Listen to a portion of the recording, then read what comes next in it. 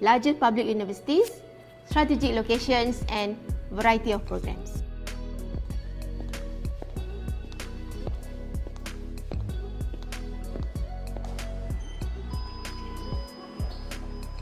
Assalamualaikum warahmatullahi wabarakatuh.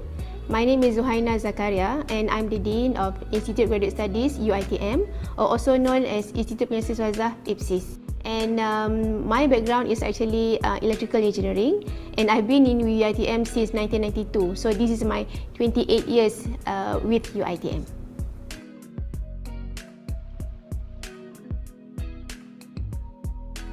I joined UiTM in 1992. At that time, it was known as ITM. In 1999, ITM has become UiTM, and that is when we started to promote postgraduate programs. And I've seen a lot of changes from ITM becomes UiTM, and it has also expanded the enrollment from only few thousand students to now almost 170,000 students. UiTM is a public university with its main campus is located at Shah Alam, and this is a state capital of Selangor, just 28 kilometers from the country's capital, Kuala Lumpur. UiTM also offers extensive physical infrastructure, qualified academic and non-academic staff support, and massive student population. With one main campus, 13 state campuses and 21 satellite campuses, this is supported by more than 17,000 academic and also non-academic staff. And UiTM offers about 500 programs ranging from foundation to postgraduate levels. And we have not only local students but also international students, and UiTM stands to be one of the most popular higher education destination in Malaysia. IPSis UiTM is the nerve center of graduate level education, and it is responsible for the implementation and management of overall administration. IPSis UiTM manages processes from application to graduation, and this is supported by 5 main departments, which are recruitment and admission, research, coursework, academic development, resources and students, and also strategic planning and academic quality. And we have 2 another units, which is academic and administration units. UiTM offers programs, masters and PhD in 3 main clusters, which is science and technology, social sciences and humanities, and business and management. And there are more than 200 programs in coursework mode, research and mixed mode. And these programs are offered by faculties and branch campuses throughout Malaysia. So the vision of IPSis is to be at the forefront of scholarship that enhance academic advancement at the graduate level in the pursuit of academic excellence and world-class standards of graduate education. And mission of IPSis is to enhance the community of graduates who are constantly promoting the advancement of knowledge through academic study and research culture.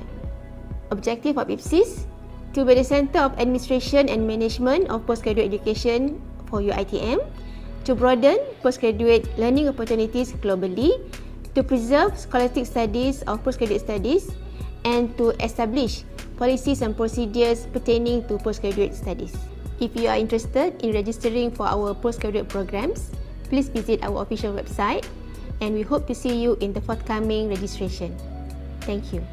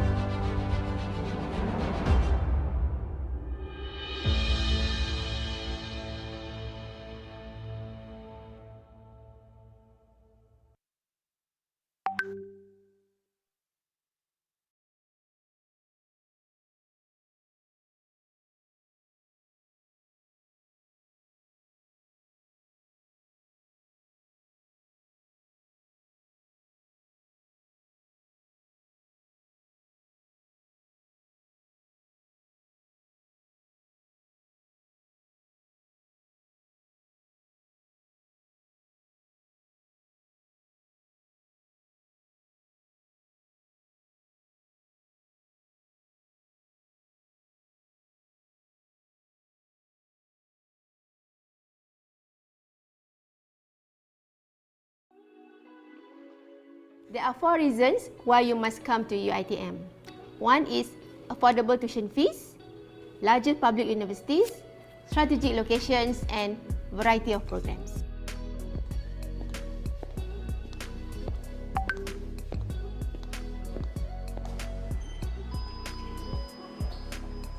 Assalamualaikum warahmatullahi wabarakatuh. My name is Zuhaina Zakaria and I'm the Dean of Institute of Graduate Studies UiTM, or also known as Institute Penyelesaian Swazah IPSis. And my background is actually electrical engineering, and I've been in UiTM since 1992. So this is my 28 years with UiTM.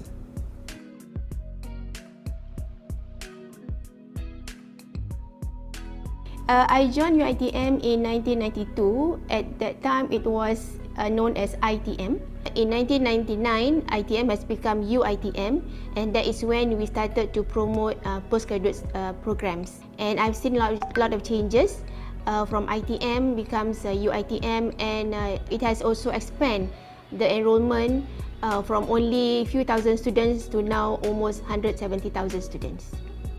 UiTM is a public university with its main campus is located at Shah Alam, and this is a state capital of Selangor, just 28 kilometers from the country's capital, Kuala Lumpur. UiTM also offers extensive physical infrastructure, qualified academic and non-academic staff support, and massive student population.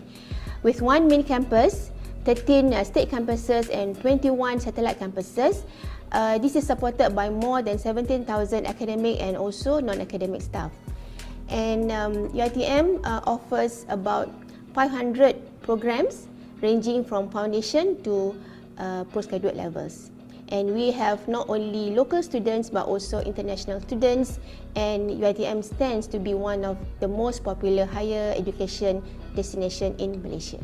IPSis UiTM is the nerve center of graduate level education, and it is responsible for the implementation and management of overall administration. IPSis UiTM manages processes from application to graduation, and this is supported by 5 main departments, which are recruitment and admission, research, coursework, academic development, resources and students, and also strategic planning and academic quality. And we have 2 another units, which is academic and administration units.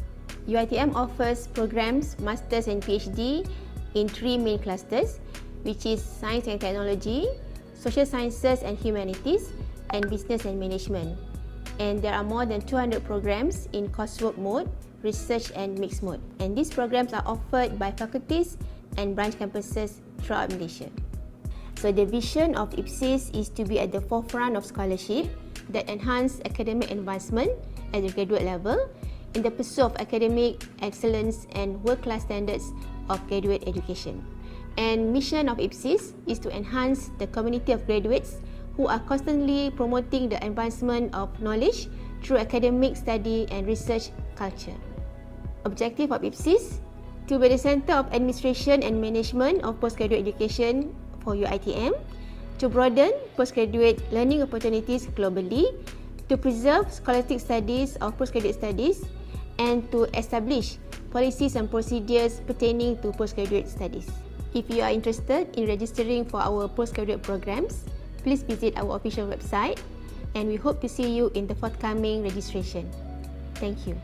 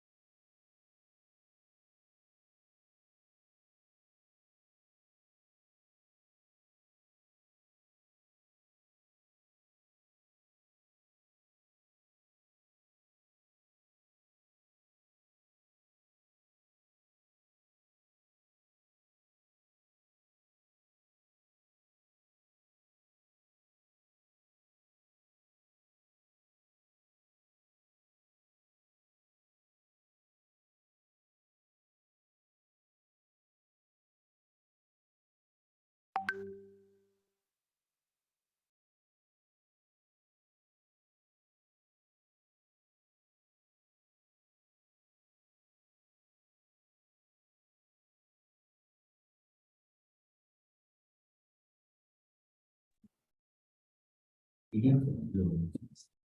Pernah cakap kan Dr. Nizam.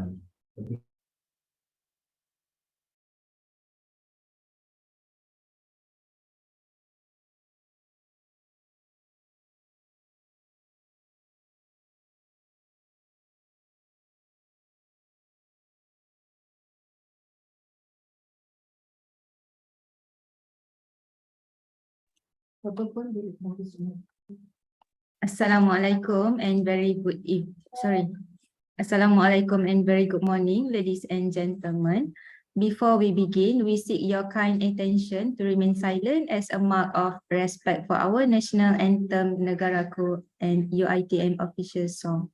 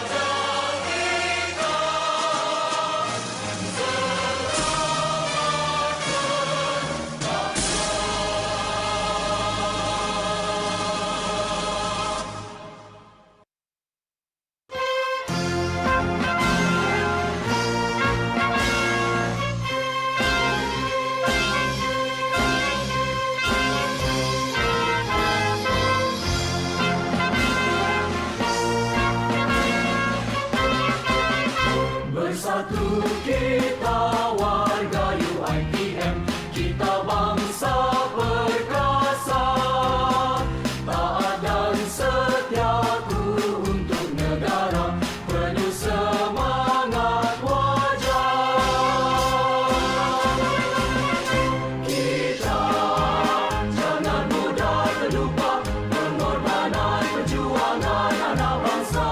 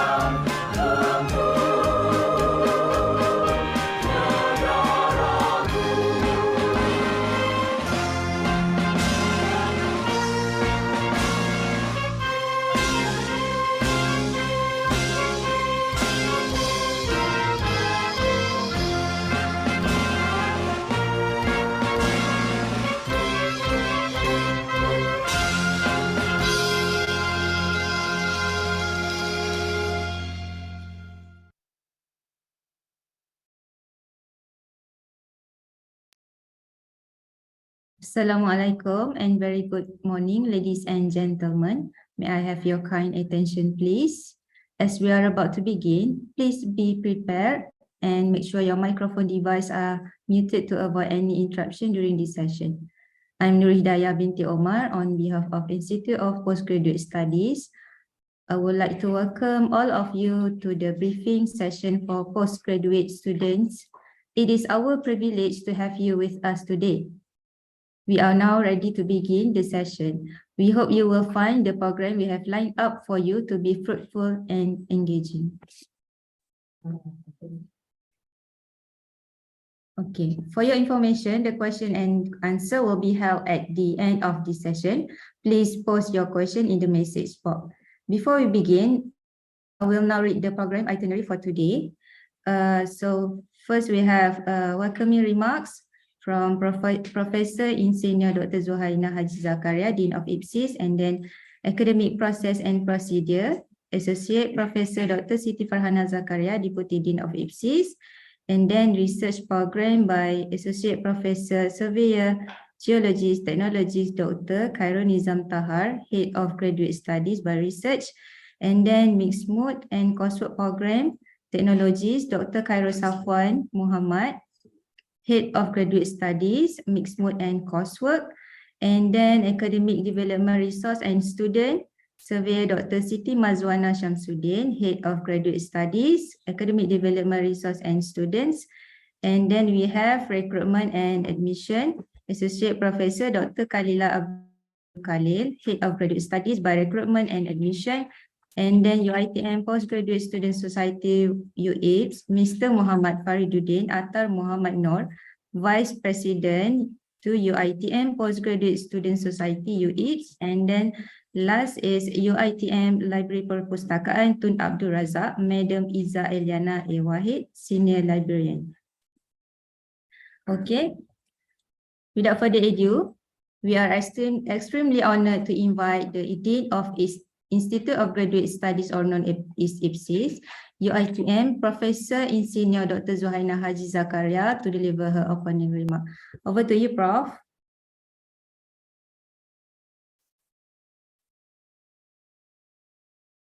Assalamualaikum and a very good morning to all new students. Welcome to UiTM, the largest public university in Malaysia. I'm very excited to have everyone as part of our academic community, and I look forward to witnessing your academic and personal growth during your time at UiTM. Thank you for choosing us as your educational home. A special note also to our alumni among the new students. Thank you for choosing UiTM to continue your academic journey, and we are honored to welcome you back. During today's orientation, you will have the opportunity to listen to briefings from various departments within IPSis, providing you with valuable information on the resources and support available to you. I encourage you to actively participate, ask questions, and also engage with the information provided. As you navigate the challenges and opportunities that lie ahead, remember that your postgraduate journey is a unique adventure filled with discoveries, growth, and the potential to make a lasting impact. Cherish every moment, learn every experience, and keep your eyes on the horizon of knowledge. Before I end these welcoming remarks, I'd like to share 7 tips to help you not only survive but also thrive during your postgraduate journey. The 7 tips can be spelled as success. The first is seek knowledge. You need to embrace curiosity and keep seeking knowledge during your academic journey. The second one is utilize time. Have a very good time management skills and set achievable goals. The third one is connect widely. Build meaningful connections and take opportunity to network with others. The fourth one is cultivate resilience. There'll be many challenges and you need to develop resilience to overcome those challenges. Express clearly.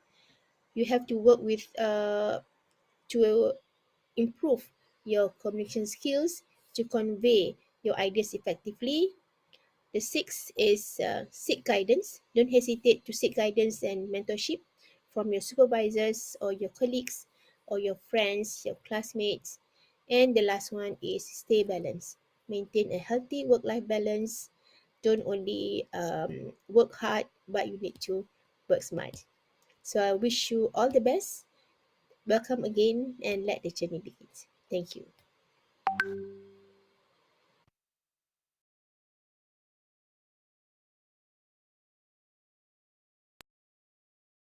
Thank you, Prof. Zuhaina, for the warm opening speech. Without wasting our time, I will proceed to the next session, a briefing on the academic process and procedure by the Deputy Dean of IPSis, Associate Professor Dr. Siti Farhana Zakaria. Over to you, Doctor. Right, thank you, Nurul Hidayah. Okay, Bismillahirrahmanirrahim. Assalamualaikum warahmatullahi wabarakatuh, and very good morning to all new postgraduate students into UiTM. And I would like to welcome all of you and thank you for choosing UiTM as your destination to pursue your PhD or master's journey. Thank you again. So my session will cover a little bit on academic processes and also procedures while you are studying with us in UiTM. So I would like to introduce you a little bit about University Technology Mara, UiTM. And I hope that everybody knows that our Chancellor is Yang di-Pertuan Agong. So for PhD graduate later on in 4 years time, inshallah when during your convocation session, Yang di-Pertuan Agong will award you with the scroll on the first day of convocation. So this is the opportunity for PhD graduate to meet our Yang di-Pertuan Agong during the celebration of convocation. And our Vice Chancellor, Professor Datuk TS Dr. Rozia Muhammad Jano, the first female Vice Chancellor for UiTM. And then I hope that all students should recognize and know who are the top management of the university. Okay, so a little bit about UiTM. As we always promote UiTM, we are the largest public university in Malaysia, with over 500 academic programs, ranging from foundation to diploma and PhD levels. And for postgraduate program, we have more than 200 programs to offer to potential students. And again, thank you for all of you for choosing UiTM as your destination. Okay, this is the UiTM campuses throughout Malaysia. We have one main campus in Shah Alam, and we have 12 campus throughout campus Cawangan. We call it campus Cawangan, and we also have 21 state campuses, and with total of 34 campuses throughout Malaysia. So that is why our alumni have reached 1 million. Our current student 180,000, with PG student around 10,000 students. So I would like to introduce our management team at IPSis. We are led by Professor Insinyur Dr. Zuhaina Zakaria as the Dean. She's from Electrical Engineering Faculty, now College of Engineering, and myself as Deputy Dean. And in IPSis, we have 5 heads. Associate Professor Dr. Khairul Nizam is the head of research program. So I believe that today, this morning, we have students from research program, students from coursework and mixed mode program. And this is the person in charge for research program. So normally, the head of postgraduate study at your faculty or college will communicate with us. And as a student, we encourage you to contact the PG office at your college or faculty level before you come to IPSis. Coursework and mixed mode program is led by TS Dr. Khairul Safwan Muhammad. Yeah, anything in regards of study plan, yeah, for example, and when should you submit your thesis for mixed mode program, and the presentation and endorsement for result, yeah, exam result for coursework and mixed mode program is under the responsibility of Dr. Khairul Safwan. And we have Dr. Siti Mazwana Shamsuddin, Head of Student Resources. She's responsible for PTPTN, for example, and then student activities, yeah. What else? Conference support fund, journal support fund, yeah.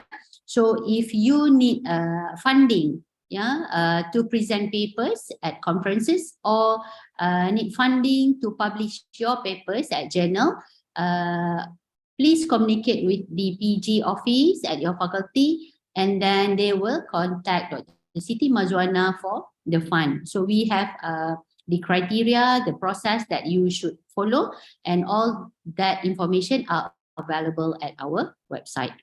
Head of Student Admission and Recruitment is AP Dr. Associate Professor Dr. Khalila Abdul Khalil. Yeah, she's the one who responsible for today's session.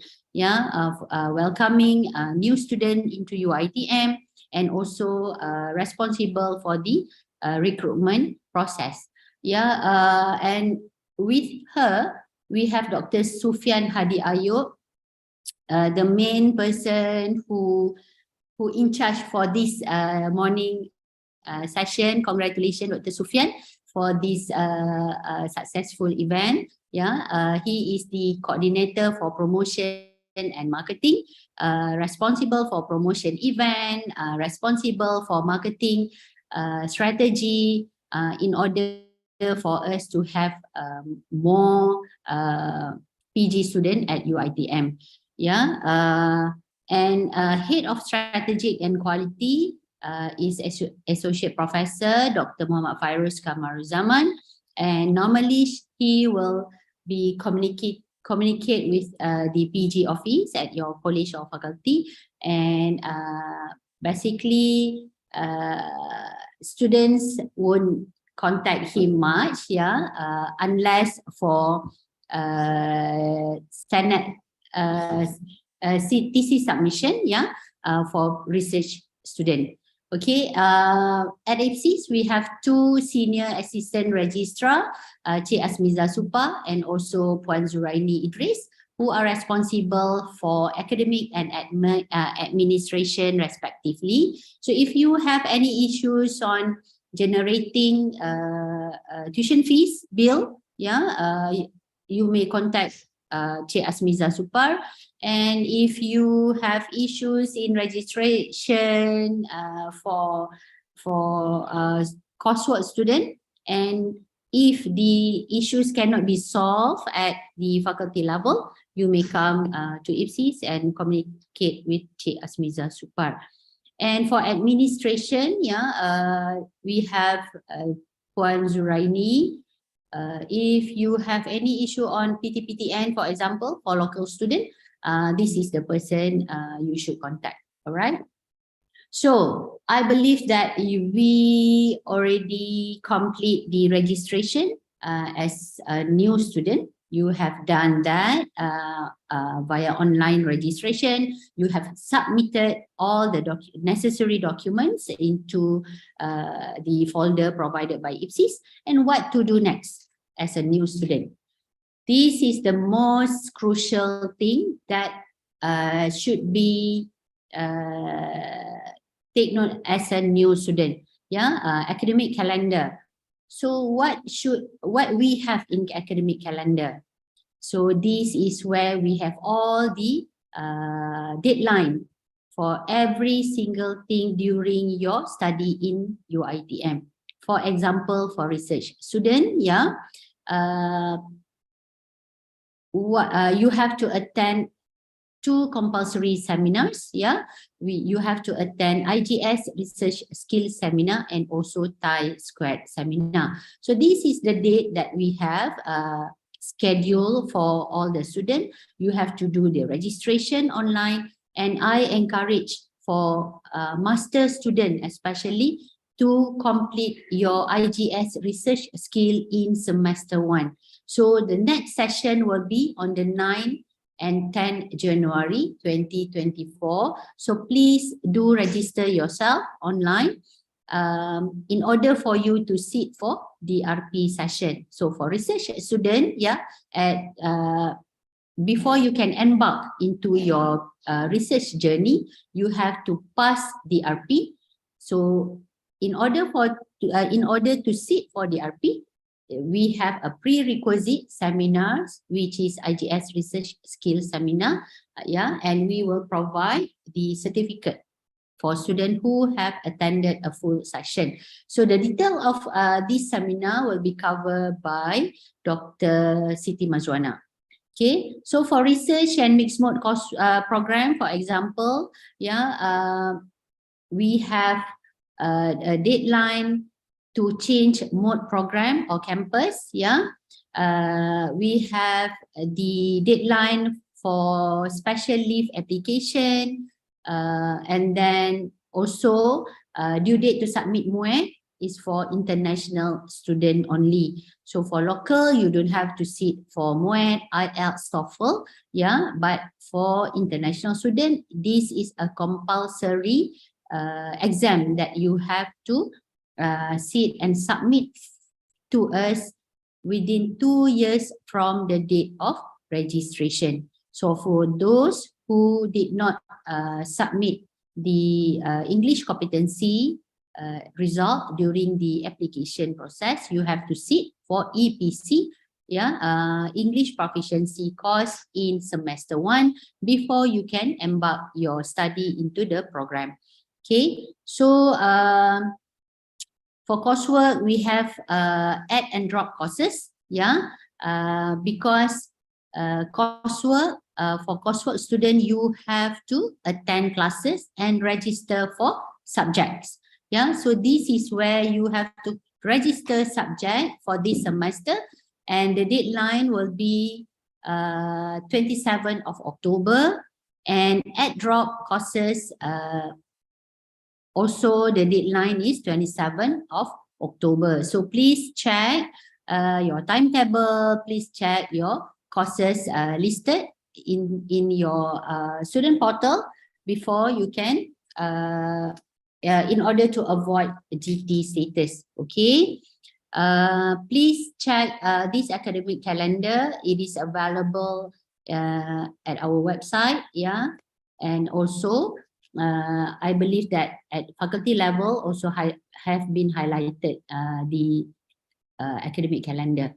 Okay, so again, for coursework and mixed mode student, online course registration is from 25th September to 27th of October. And validation of registered course, yeah, this is important because this will indicate how much is your tuition fee will be. For research student, you don't have any subject, you don't have any classes to attend. However, you have 2 compulsory seminars, yeah, for PhD student, and 1 compulsory seminar for master student that you should attend in semester 1 or semester 2 in order for you to sit for the RP, yeah, defense of research proposal.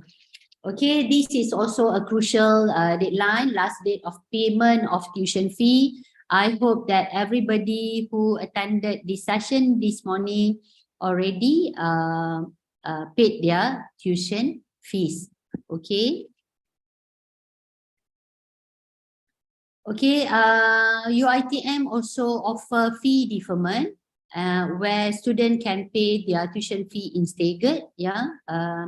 So if you cannot pay your tuition fee in full amount, yeah, for example, You can apply the fee deferment online, and the result of application will be notified to you by 21st November, and you have to pay the first payment, the first staggered, on the 23rd November, followed by 21st December for the second payment, and the third payment will be until 5th of January. If you look at this fee deferment, students are allowed to pay their tuition fee until 5th of January 2024.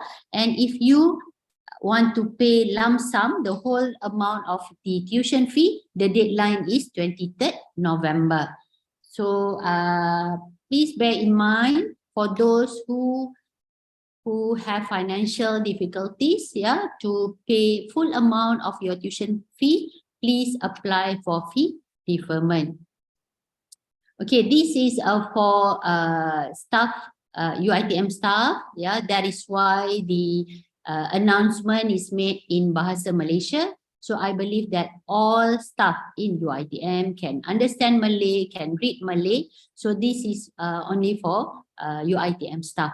So please check all the documents that you have to submit in order for you to get the rate as UiTM staff. Okay. So what is what we have in UiTM for postgraduate? So postgraduate at UiTM. So I believe that everybody has browsed through our website. So as a current student, this is the front page that you should aware of. Check on the deadlines, check on the academic calendar, academic regulation, and also postgraduate new student guideline. So you can actually download all these, and have a read, have a look all for all this information from our website. Okay, so this is the cover page of postgraduate studies guideline for October 2023. We have updated all the information. So have a look, download this, and also academic rules and regulation. Please look into this according to your program enroll. So if you enroll as a research student, you should download the academic rules and regulation for research. And if you register as coursework or mixed mode student, please download the academic rules and regulation for coursework and mixed mode program. Okay.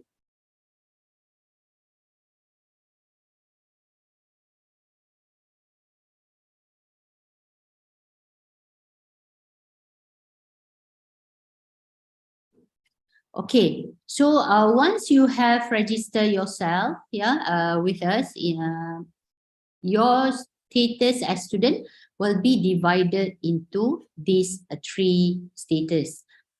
Program type, whether you are research student, coursework student, or mixed mode student. Program level, whether you are registered as master or PhD student.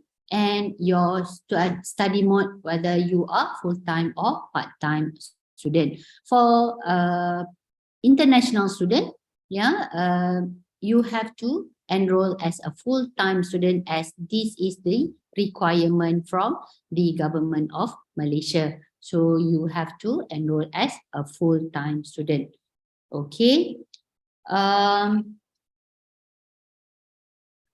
Right. So once you have completed the online registration as student, you should log in into your student portal in order for you to look at the tuition fees, your timetable, and also your information, your detailed information in the student portal. This is also crucial because this is how we contact you. So please check your student profile. Your name is spelled correctly. your student ID is correct, yeah, your program, your mobile number, and your email. So please update your email so that we can contact you through your email or your mobile number. For international students who use agent, okay, so please put your email in your current email, and you can put your agent email in email official, so that all the information can be reached to you and also your agent. So this is for international student, especially student from China. Yeah, they use a recruitment agent in order for them to enroll into UiTM. So please provide us with both email, your personal email, yeah, and also your agent email. So in this student portal, yeah, you can browse through your course outline, yeah, your information on your fees in Find Portal, yeah, UFuture for online PNP, yeah, you can register in your future and download all the notes and join the courses that offered under ISAT. Okay. Right. So in SIMS, when you have registered yourself, you have the information in iStudent portal, and we can see your status in SIMS. This is where we have the academic status and also your result. So as a student, yeah, you can apply for academic application as follows. Yeah, you can change campus, mode of study for local student only. For international, you cannot change your mode of study. It has to be full time. Yeah, you can change. You can apply for changes of faculty, program, or campus. Okay, CK and TG, especially if you are not well, your health condition not allow you to proceed with your study, you can always apply for CK. Yeah, the eligibility for CK is 2 times for masters and PhD student. TG is semester leave, actually not suspension from study. Yeah, TG, if you have any other matters other than health issues, for example, your spouse is not well, or you change location, for example, and you need to take a break from your study, you are eligible to apply for TG. Yeah, other than health related issues. Okay, so for TG, the eligibility for masters is 2 times, for PhD is 4 times. Yeah, so MD is menarik diri, withdrawal of from study. So I hope that all students registered this year won't consider this, yeah, to withdraw your study from UiTM. For research program, you have DRP, Defense of Research Proposal. We have a system, what we call a UP track system, to allow students to appoint or nominate a potential supervisor, and then sit for the 2 compulsory seminars for PhD students that I mentioned earlier, and sit for the DRP session. So this is all the academic application that you can apply through system, or please communicate with your PG office, yeah, if you have any issue during this your study in UiTM. Okay, I would like to highlight this ceremony, hooding ceremony. I believe that we are the only public university who have this event, hooding ceremony. Normally, we will hold this a day before convocation for PhD graduate only. So for those who register with us, yeah, PhD student, a day before the convocation session, we will have this ceremony where the supervisor will be invited to put you as an honor to supervise you during your study. So you can also have your family members during this ceremony to celebrate with you, your supervisor, and also IPSis team. So with that, thank you for all for your attention, and thank you again for choosing UiTM, and I wish you all the best for your master and PhD journey in UiTM. Thank you. Assalamualaikum.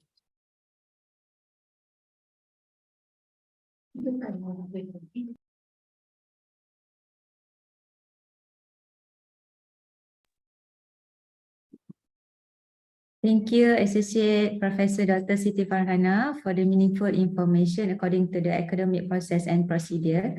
So let's hear for the next topic from Head of Graduate Studies by Research, Associate Professor Survey Geology Technology, Dr. Khairul Nizam Tahar, who will give briefing about the research program. Over to you, Doctor.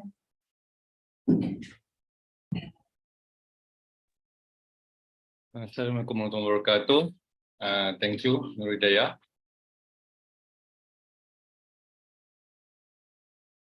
Okay, first of all, I would like to congratulate to all of you on your enrollment as postgrad students in UiTM. So I will cover our Deputy Dean and Deputy Dean have covered the general info on the postgrad studies. So I will cover for the research programs. Okay, so this is what I will cover today. Okay, I will touch on the UiTM postgrad ecosystem, and then the supervisions, the DRP, this is submission, biobose, this is correction, verification, and this is result, endorsement, and awards. Okay, as the for introduction, so this is the teams. Okay, the research teams in IPSis. So lead by myself. And then we have our senior assistant registrar and Ms. Asmiza, and then we have the senior executive officer, Madam Aslina, and then we have the senior clerk for the record, and then Madam Juria, and then we have the clerk for the academic status, Ms. Yusaila. Okay, so if you have any questions regarding on the research program, you may contact any one of us. Okay, we may assist you during your study. Okay, for the UiTM postgrad ecosystem, so this is the what we call the workflow. Okay, that you must follow during your study as the postgrad research program. Okay, so of course, right now you have completed the applications, and then you have registered as the new students. Okay, so the next step, you have to appoint your supervisor. Okay, so the next slide will cover on that one. Okay, for that you need to appoint your supervisor via our system, the UP track, and then you need go to for the DRP, different research proposal, and then once you complete 90% of your thesis, and then you have to submit the notice of intention to submit thesis, and then your supervisor will submit will nominate the examiners to examine your thesis, so the appointment of examiners, and then you proceed to this thesis submission for the viva voce, and then receive a report from the examiner, and then you went for the you go for the viva voce, you define your thesis, and then once you have completed the viva voce, and then you will proceed with the thesis correction.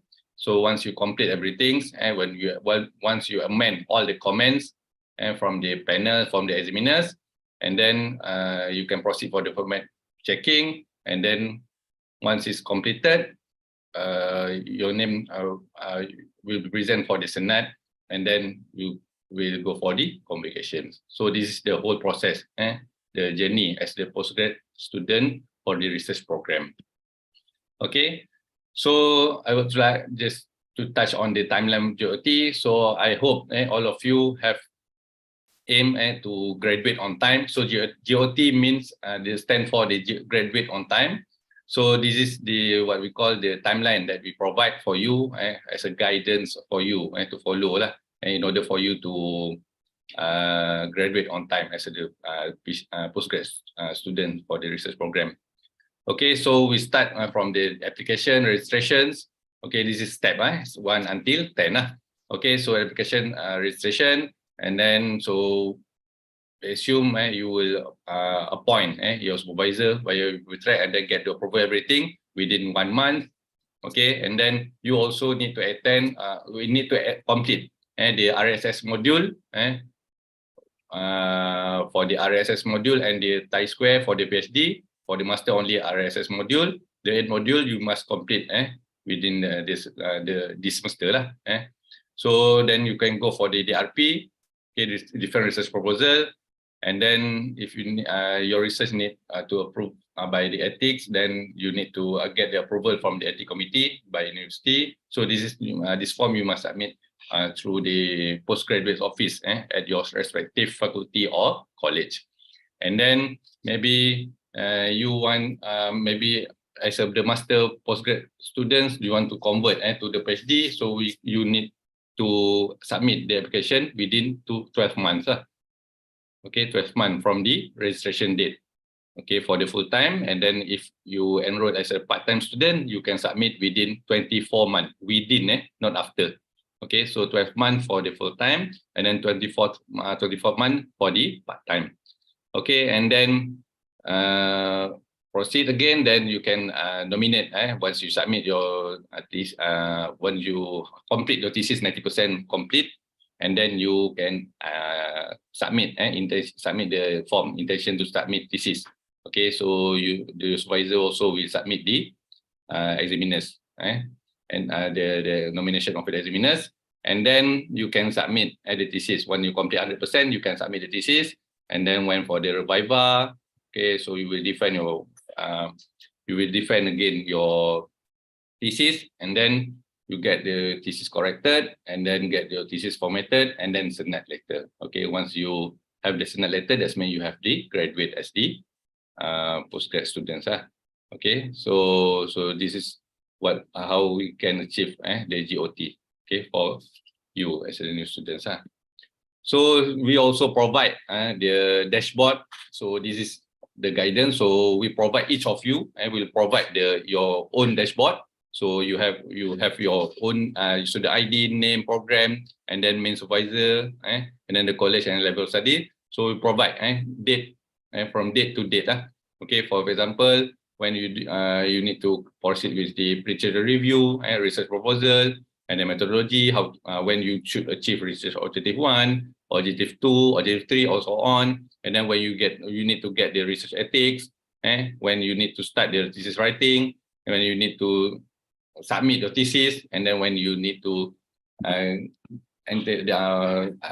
present your thesis at the Viva Voce, and then when you submit the thesis correction. Okay, this is we prepare the timeline for you as the guidance for you to get the GOT. Okay, so as mentioned by our deputy deans, so we have in IPSis we have the UiTM system. So this UiTM system we cover 5 functions. So first we have the supervisor nomination and approval, and then we have the DRP process, and then we have the examiner nomination and approval, and then we have the thesis evaluation and research progress monitoring. So right now, as a new student, okay, you have enrolled as a new student, and then the next step you need to appoint, and you need to nominate your supervisor via the UiTM. So this is the QR code. So next slide I will show what we call the interface of the UiTM. Okay, so you need to nominate after this briefing. So maybe you can nominate your supervisor via UiTM. Okay, so of course before you nominate them, you need to get consent from them. So they will not turn you down. So maybe you ask them again, you discuss, and then ask their consent whether they agree to become your supervisor or not. So it's easy for you to get the approval from them. Okay, once you nominate, and then your potential supervisor will access again the UiTM and then accept your invitations to become the supervisor, and then we go to the other process Okay, and then maybe in second semester, okay, you will proceed with the DRP process also in UP tracks. Okay, so DRP process, that means you need to submit your thesis, and then you submit the plagiarism report, everything via the UP tracks, and then the system will goes on until your DRP. So all the marks for the different research proposal will key in our UP track system. And then of course, the next one, if you want to submit the thesis, so you need to submit the intention to submit thesis form. Okay, so also via the UP track system. So then the next one for the Viva process, and then the last one, the rest modules for the research monitoring progress. So this is the interface, okay, for the UP track. So as the students, you need to enroll by the students. You need to enroll using the username and password same as the student portal.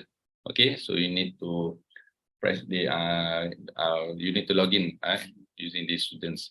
Okay, so this is the dashboard for the supervisors nominations. So this is what we call the dashboard, and then interface in the supervisors nomination. So you need to key in your research title, and then you need to attach your research proposal, and then you need to key in the what we call the main supervisor, and then if you have any co-supervisors. Okay, so then you submit, and then your supervisor will get notifications. All right. So the next one, okay, this is the student academic applications. So this is the levels. So if you want to change the campus, mode, program, faculty, okay, it will approved by the JCAPS. So this is what we call the level. And we have the JCAPS, we have the JAF, JAN, JKIPA, and SENAT. Okay, so if you want to change the campus, the mode or the program or the faculty, so it will approved by the JCAPS and then endorsed by the JAF. Okay, this is at the faculty or college level. And then if you want to apply for the special leave and for the health reasons or any other reasons, for the TG for any other reason other than health, and then you can apply.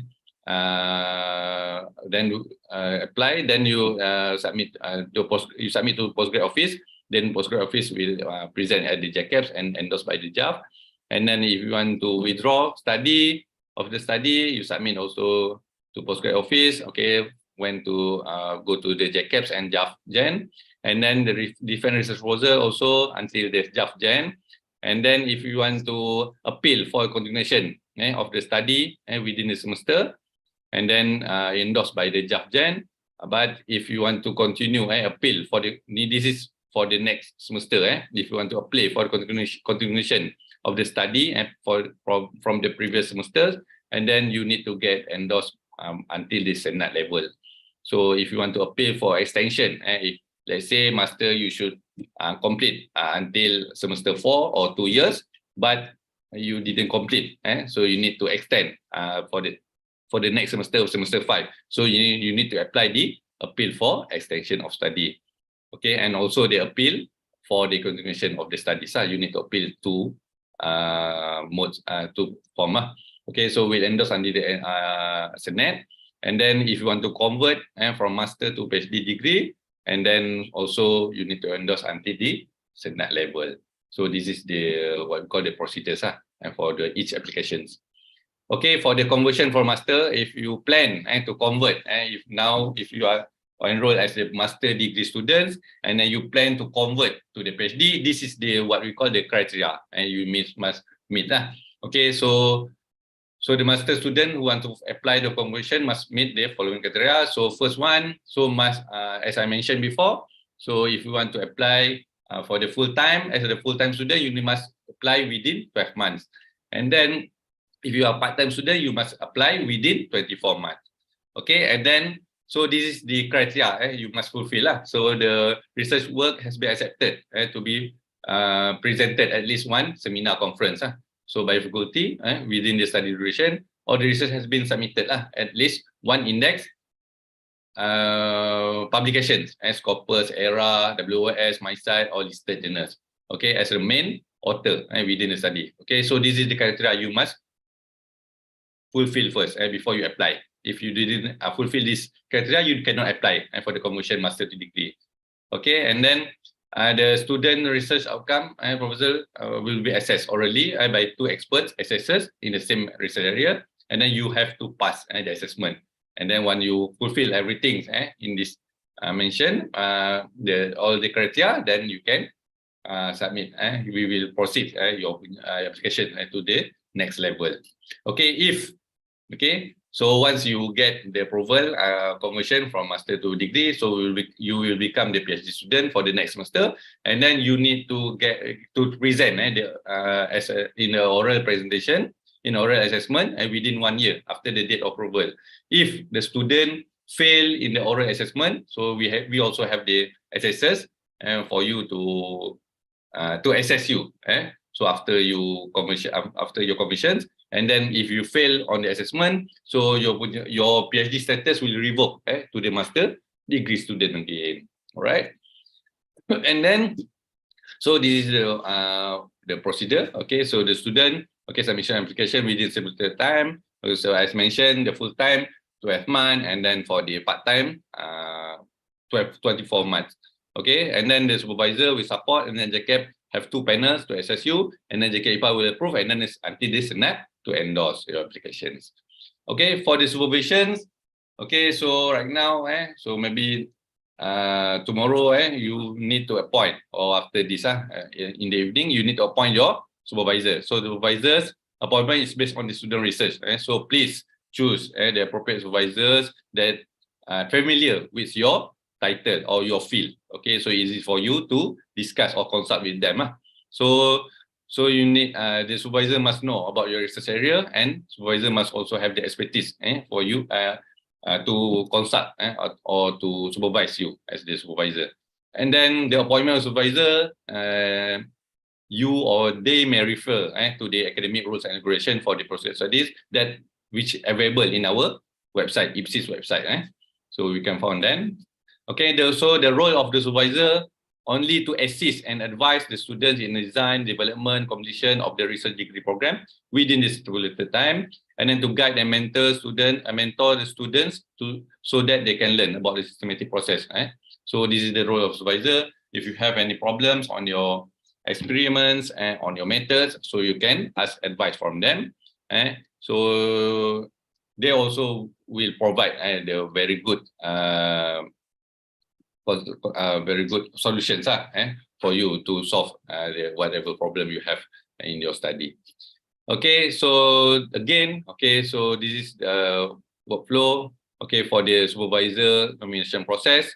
So the student nominate, and then add the external. If you want to appoint the external SB as external supervisor, you can also appoint via the UiPS systems. Okay, so how to get the background of your what we call the potential supervisor? So you can find the background of your potential supervisor via the expert.uitm.edu.my, and you can access this link, and then you can search by name, by faculty, or by etc. And you can search them via this link, and so you can find. So let's say you search let's say you search my name, so you can they will the system will provide all the details on my backgrounds. Okay, so students nominate, and then supervisor will accept or reject. So the potential supervisor may accept or reject because once they read your research proposal that you attach in your UP track, so they read, and then this field is not same as their field expertise, so they will reject. Okay, and then moderator will validate and then submit for the JCAPS and JAF, and then KPPL will support, and then JCAPS will confirm again, and then the JAF will approve, and then the JKIPA will endorse.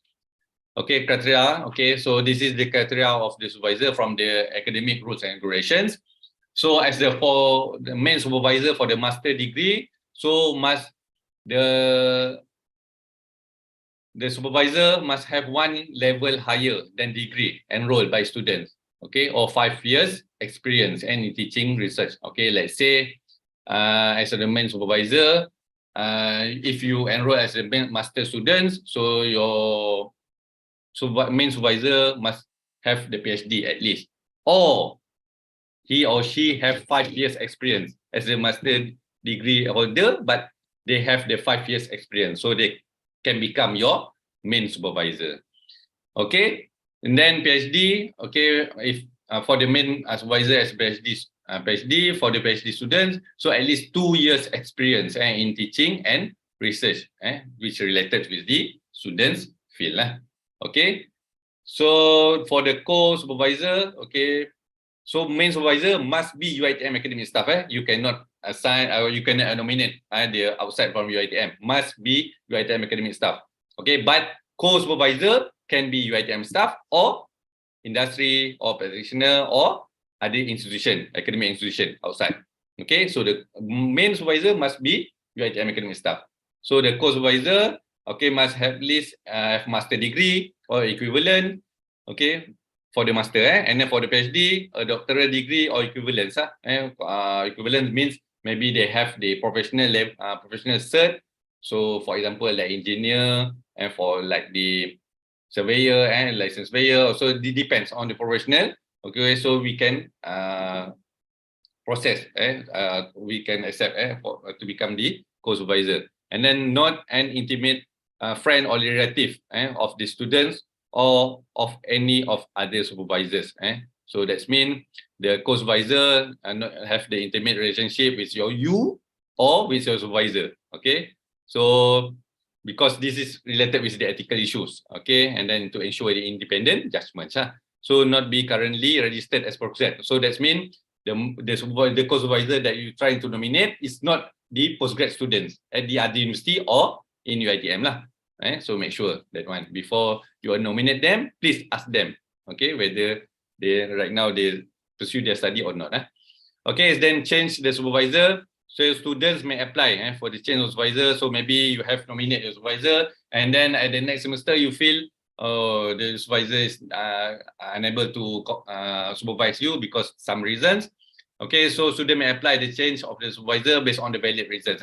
So this is we only consider for the genuine reasons. So an application must be submitted to the head of postgrad studies at the respective college, faculty, branch, and campus. So that means this is the postgrad office at your college or faculty. Or you, if you at the branch campus, then you submit to the branch campus. So must approved by the JCAPS and endorsed by JAFGEN. If a supervisor, let's say the supervisor retired, okay, it's not the continue with the supervision duties, so the JCAPS committee will propose a new supervisor, okay, related to the research field of the respective students. Okay, so maybe if the main supervisor later, maybe in 4th semester, and then your supervisor get retired, and then maybe your co-supervisor can become the main supervisor. All right.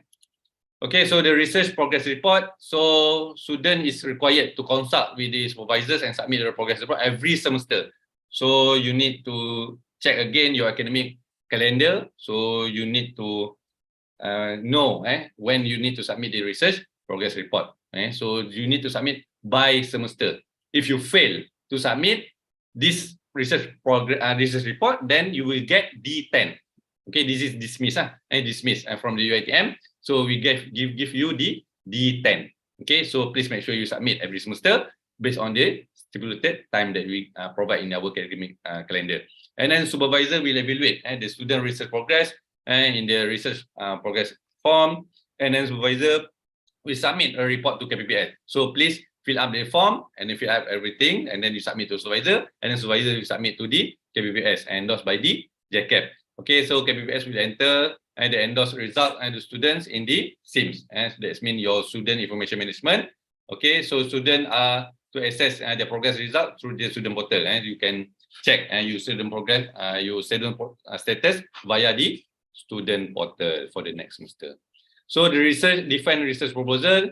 So this is the workflow for the DRP, define research proposal. So before you enter the DRP, so as mentioned by the Deputy Dean, you have to attend that 2 modules. So for the master, for the PhD, 2 modules. So first one RSS, and then the second one Chi-Square. But for the master degree, only attend for the RSS series. and then you have to submit your research proposal, and then please make sure the the similarity index must be below than 30%. And if more than 30%, you cannot submit the RP. Okay, you cannot enter the RP lah. Okay, send them to the supervisor, review the proposal, and then validate the similarity index. And then KPPS will endorse the proposal and then nominate the chairpersons and the panel of the assessors, and then conduct the RP, and then the panel assessors. And we have the at least two panel assessors. We evaluate your proposal, and then with the chairperson, so we'll moderate the RP session and then approve the result. And then the result will endorsed by the chaircaps. Okay, so this is the what we call the mark, the category for the RP. So this category based on the marks. Okay, if you have 90%, more than 90%, that's accepted without amendment. And then if you get less than 65%, and in the form evaluation, you get evaluation form, you get below than 65%, then rejected. Student is required to submit and present a new proposal. That means you need to present the RP lah. All right.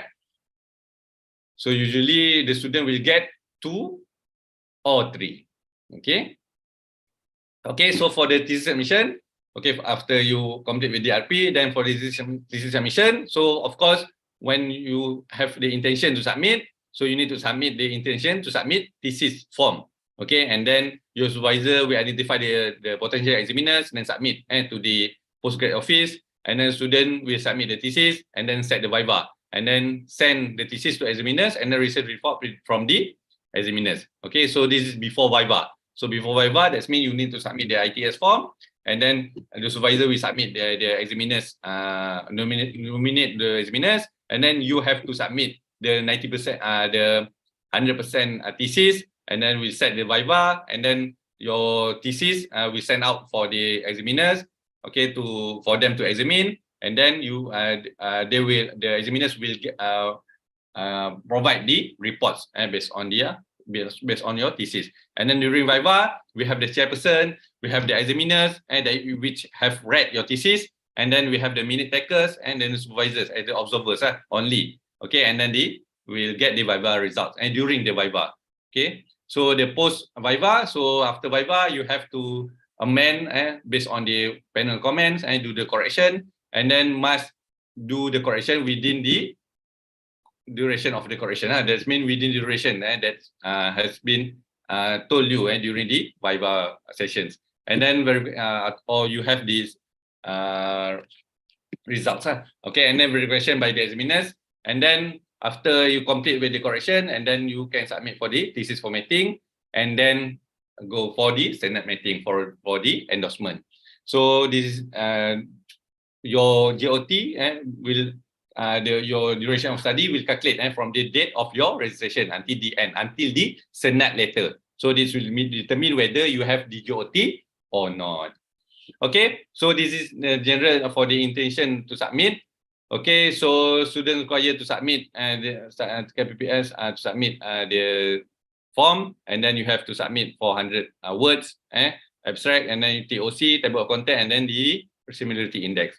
And then you need to validate the validity of the ITS for the intention to submit only 3 months from submission.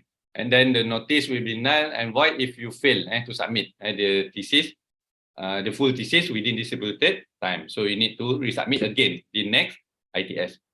Okay, for the ITS, okay, so this is again the flow chart from the student until the JKIPA. And then the thesis examiner, so of course, the thesis examiner will examine your thesis, okay, and then write a report. And then examiner expected to come or to attend your student viva process, and then give great considerations must be taken of the selection of the credible examiners in order for them to examine your thesis. Okay, for the general criteria for the examiners, so must have minimum qualification or no less than supervisor. So that's mean must have the same qualification or not less, must better than your supervisor's qualifications. So examiner without the required qualification is subjected to approval by CHAF. So should have a doctoral degrees, okay, or equivalent for professional credential, expertise, and experience in research disciplines, and then must have the proven substantial academic and professional knowledge, and then not a postgrad students, and then should not have a point to examine 2 or more theses under the same supervisor. Okay, and then examiner's criteria, this is for master level, so this is for the PhD level. Okay, so must have the doctorate. Examiners for the doctorate must have the doctorate degree or equivalent, and then the external examiner for the doctorate must have the extensive, okay, the experience in relevant field, and then experience in supervise the doctoral degree, and also have examined 1 doctoral thesis. For the internal examiner, okay, must have experience in relevant field, and then experience doctoral supervision, and have examined 1 master thesis only. Okay, for the examiner, criteria for the master, okay, so for the master should have at least 1 master degree, and then external examiner must have the extensive experience in related field, and then also have examined. External examiner must also have examined the 1 master thesis. For the internal, must have the experience in relevant field. Okay, but the examiner should not provide the student with any formal guidance during the thesis lah. That means during the duration of study, you then should not provide any formal guidance. And then the examiner should not be the student collaborator in research activities. That means if during study, the potential examiner have become your co-author, so he or she cannot be your examiner because you have conflict of interest there. Okay, should not become the student collaborator, and then should not be your family members, okay, or supervisors, family members. Okay, the next one should not be the assessors for the conversion. If you have convert for master degree to the PhD degree, so he or she cannot be your examiners.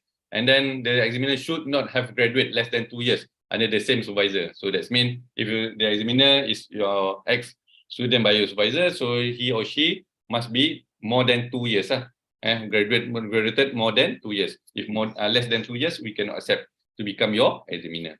And then role of the examiner, submit the report within 1 week before Viva date, okay, attend the Viva voce, and then possible requirement in case of the Viva. If you get major, and then if you need to get the re-examination category, then we need to assign again the examiner, and then JAF will appoint a new examiner if the examiner refuse to be appointed for the reviva, and then not available to examine the student in terms of the medical reasons, retirement, or sabbatical leave. Okay, so the role of students. Okay, so you have to attend the Viva voce, and then present and defend your thesis, and then demonstrate the competency level, and then avoid any form contact with the examiner prior to the Viva voce, and not prior only. After Viva voce, you cannot communicate directly to the examiner. Okay, so duration of the thesis submission to Viva. So this is what we call the worst come to worst case.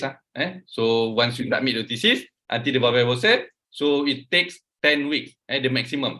So it should be less than this. Okay, so if let's say you have submit and then you set Viva 1 week, and then thesis sent to the examiner 1 week and follow up 1 week. Okay, if your examiner has submit 2 weeks and then you jump to the Viva voce. Okay, so you have 2, 3, 4, 5, 6 weeks only. Okay, if your examiner didn't submit the report, then the postgrad office will give the reminder 1. So include 2 weeks, and then reminder 2, and include 2 weeks, and then we have final reminder 1 week. Okay, so until your Viva voce. Okay, so before you submit your thesis, so this is a requirement again. Before you enter your DRP, you have 2 requirements as the PhD student. You have to attend the RSS module and then Chi-Square. For the master, you have to attend RSS. But for master and PhD students, before you submit the thesis, so this is the requirement, one of the requirement. So for the master, you must have 1 index publication accepted. Accepted only. Accepted status, you can submit the thesis. For the PhD, you must have 2 index publication, at least 1 published. Okay, 1 accepted, 1 published can be accepted. Two of them have been published also can be accepted lah. And for the thesis submission. Okay, so the index mean the Scopus, WS, ERA, all listed additional journals recognized by the respective faculty or college. Okay, so this is starting for the cohort September 2017. So so examination by a panel of examiner and then student to present and defend the thesis, and then you will have the Q&A sessions, and then we have the viva voce decision, and then suggestion for the improvement of the correction. So this is what we cover during the viva voce. So the viva voce committee and members, so we have the chairperson, we have the examiners, we have the student, minute takers, and the supervisors. So of course, for the chairperson, we also have our own criteria, at least associate professor or professor with the PhD, and examiners, external and internal, and then student attend, present, and defend, and then minute takers, okay, constitute all the important fact, and then cannot be interrupt any cannot interrupt the viva voce session, and then verify with the chairperson. Then supervisor invited as only as the observer, cannot interrupt the viva voce. So for the result for the viva voce, we have rank 1 until rank 5. So rank 1 accepted without correction, so you can submit for the thesis formatting straight away. And then for rank 2A, so we have minor correction. This is very small mistake, what we call correction. So within 1 month. So 2B, so minor correction 3 months. And then rank 3, major correction 9 months. And then rank 4, you need to re-examination again. The result re-examination, that means you have the revival again, 12 months. And then rank 5, you get rank 5, that means you fail as the master or PhD students. So for the thesis result, endorsement and reward, so endorsement of result, endorsement of result and convocation. So upon the receipt of the final format of the thesis, student will present and endorse in the sign meeting. So information about the student convocation will send to the student by the registrar office. So this next 2 years or next 4 years, you become one of them, okay, to attend the convocations. And then graduate on time. Okay, so postgrad, research program award and recognition in UiTM. So as the research program students, you may get the graduate on time, GOT, and then you may apply for the excellent research award, ABC, and then MTDC book prize award, and then anugerah sarjana cemerlang Tuanku Chancellor, ASCTC, and then AKTCTC, and then anugerah cemerlang pendidikan alumni. So this is the award that you can apply. So as a research student, so please always look at your calendar. So this is the calendar. So not this semester, the following semester you also need to check the date. So please check the date when you submit, and then when you need to register, when you need, if you want to apply, when the date. All the dates we have provided in our academic calendar.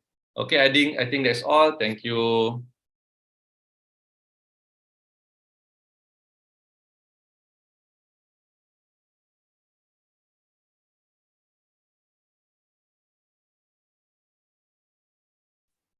Thank you, Dr. Karuniza. It was a very precious and relevant presentation. I'm sure all of us in this room relate to each and every word that you mentioned. Thank you for sharing, Doctor. Without further ado, I would like to welcome our next speaker. Let's welcome the Head of Graduate Studies by Coursework and Mixed Mode Technologies, Dr. Khairul Safwan Muhammad, to deliver the briefing on the Coursework and Mixed Mode program. Over to you, Doctor. Okay, thank you, Naya. Wait.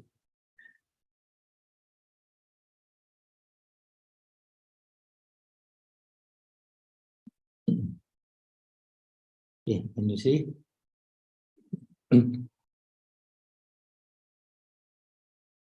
Okay, Assalamualaikum and good morning to all new students. This is for Coursework and Mixed Mode program briefing session. So as a head of graduate study for Coursework and Mixed Mode program, I want to welcome all of you, especially Coursework and Mixed Mode students, to UiTM. Okay, before we continue on what is the main content of the presentation, so I would like to introduce all of you guys to the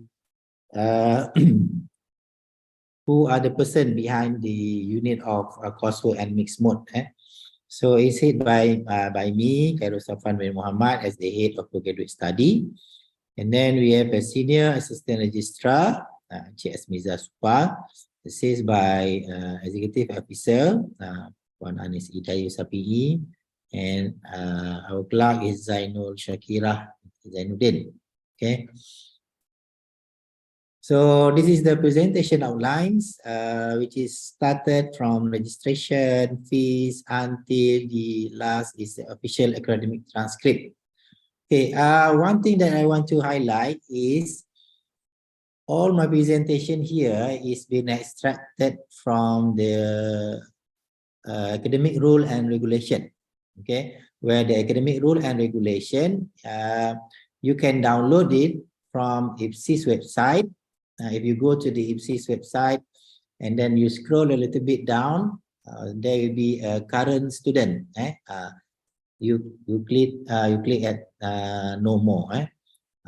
So once inside that, there's a lot of information you can browse through. So please take some time familiarize with the IPSis website, because there's a lot of information there regarding the courses, regarding the application. So there's sometimes we also have announced every day. So there's a new announcement sometimes. So you need to regularly log in or log in into our website, IPSis website. Okay. Okay, I would like to start with the registration.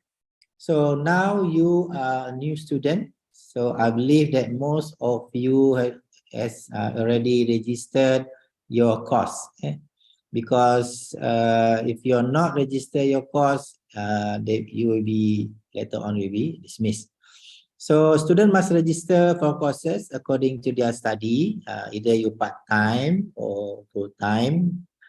It must be done within the stipulated time stated in the postgraduate academic calendar. So again, the academic calendar has been shared by our Deputy Dean. So you should have your postgraduate academic calendar handy, so you can refer all the time, because because everything's application must be done within the stipulated time. If you already passed the deadline, so maybe you need to apply for next semester. And then after the course registration, so later on, if you decided you want to add more courses or drop courses, you can also do that. Again, it must be done within the stipulated time. Okay, so for those, because you are now in semester 1, okay, I want to highlight this as well, which is you are eligible to apply for a credit transfer. Okay, but there's a criteria and guideline how to do the credit transfer. So this is also been mentioned in the academic rule and regulation. Okay, so what are the courses that can be transferred? Credit that can be transferred. It must be horizontal. Horizontal, we call that horizontal credit transfer. Can be made by postgraduate courses. What is meant by horizontal? That means if you want to transfer credit from degree, bachelor degree to master degree, so that is vertical. Okay, so you go into a higher level. So that is not allowed. But if you already done a master in UiTM or other public universities and then you want to transfer the credit to the current new master courses, for example, that can be done. That means it must be at same level, master and master. So second criteria is the minimum grade that can be considered for credit transfer is B. You may apply for credit transfer earned from courses that equivalent to respective courses in UiTM or other higher learning institute of higher learning, other universities. And then the application of credit transfer of any courses must have at least 80% equivalent or similar in content with the related courses that you want to transfer the credit in UiTM. Okay. Students who have failed or did not graduate or dismissed from UiTM during master program or dismissed from other universities, you are not considered to be to do the credit transfer. If you want to do a credit transfer, the course that you take must be you must be graduate lah. It's not halfway done. Okay, next is the application for credit transfer shall be made only once throughout the duration of study and during the first semester. Now is the best time. If you think you want to do the credit transfer, you need to do it in your first semester. So how to do that is by filling out the credit transfer form. So where to get the credit transfer form? Actually, you can download this from IPSis website, or you can also ask at the faculty, postgraduate office, how to do a credit transfer is also possible. And then the credit transfer application must be forwarded to the PG office of your college or faculty or your academic center within 14 days of the official registration date. So I think you already have 1 more week, I think, to apply for a credit transfer. And then the maximum credit transfer shall not be more than 30%. For example, most of the courses you have taken previously, most of it is similar. For example, 50% is similar, but you cannot transfer all the 50%. You can only transfer 30%. Okay. For example, you have graduated master in UiTM previously, 40 credit hours. Okay. So the maximum credit that can be transferred is 30%, which is 12 credit hours. 12 credit hours, approximately about 3 to 4 courses. So you cannot transfer all your credit. Okay, next, after the registration, there's a lot of fees that you need to know and you need to pay. Okay, what are the fees? First one is the tuition fees. Okay, and then this is all our application, academic application, we call that. Repeating courses, fees for add and drop, because if you want to do add and drop course, you need to pay some fees. If you want to apply for change of program, campus or study mode, there's also fee for special leave and deferment of TG. And there are also fees for remarking for final examination, continuation of study, as well as fees for extension during fees for extension duration of study. So everything, most of this, you need to pay some fees. It is between 50 ringgit to 200 ringgit, in the range of that. Okay, next is student status, which is you must retain your student status in every semester. Okay, if you how to retain your student status is by register every semester, as well as register your courses and pay your tuition fees.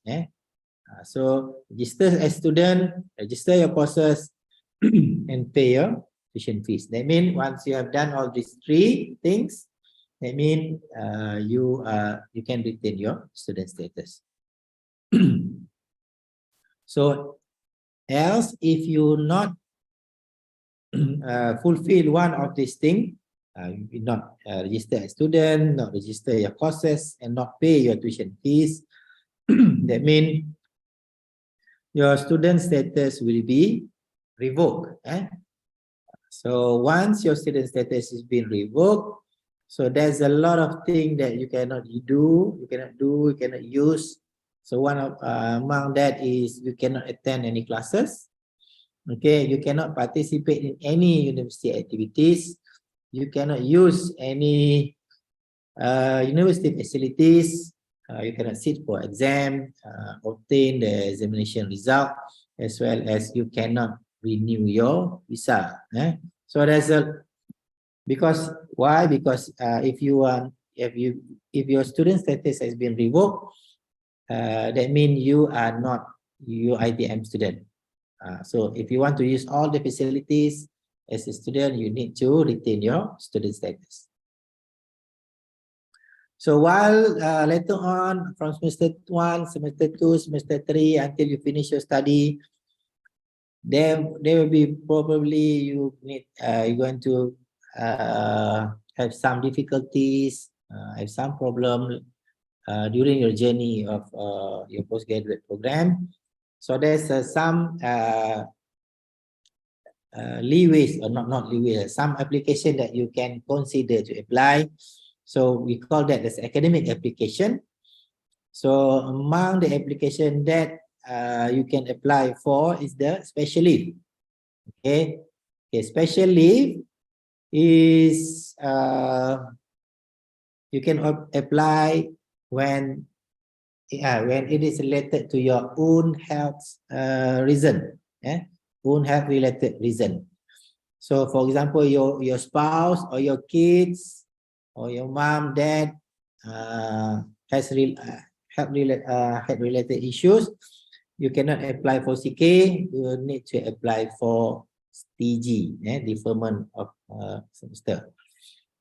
So if you have your health problem, you can apply for special leave. So how many times that you can apply? You can apply 2 times for masters and 4 times for PhD throughout the duration of study.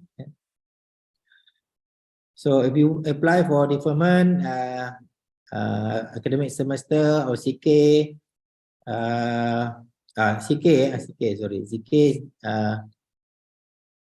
Okay, deferment of academic semester, the 2 times for master and 4 times for PhD throughout the duration of study. You can also apply for change of mode of study. Can be only made twice throughout the duration of study. So later on, if you decided you want to do, you currently are full time, you want to change mode for part time, that can also be done twice. You can also have you have the option to change program or change campus, but it can only be made once throughout the duration of study. Okay, regarding the program structure for coursework and mixed mode.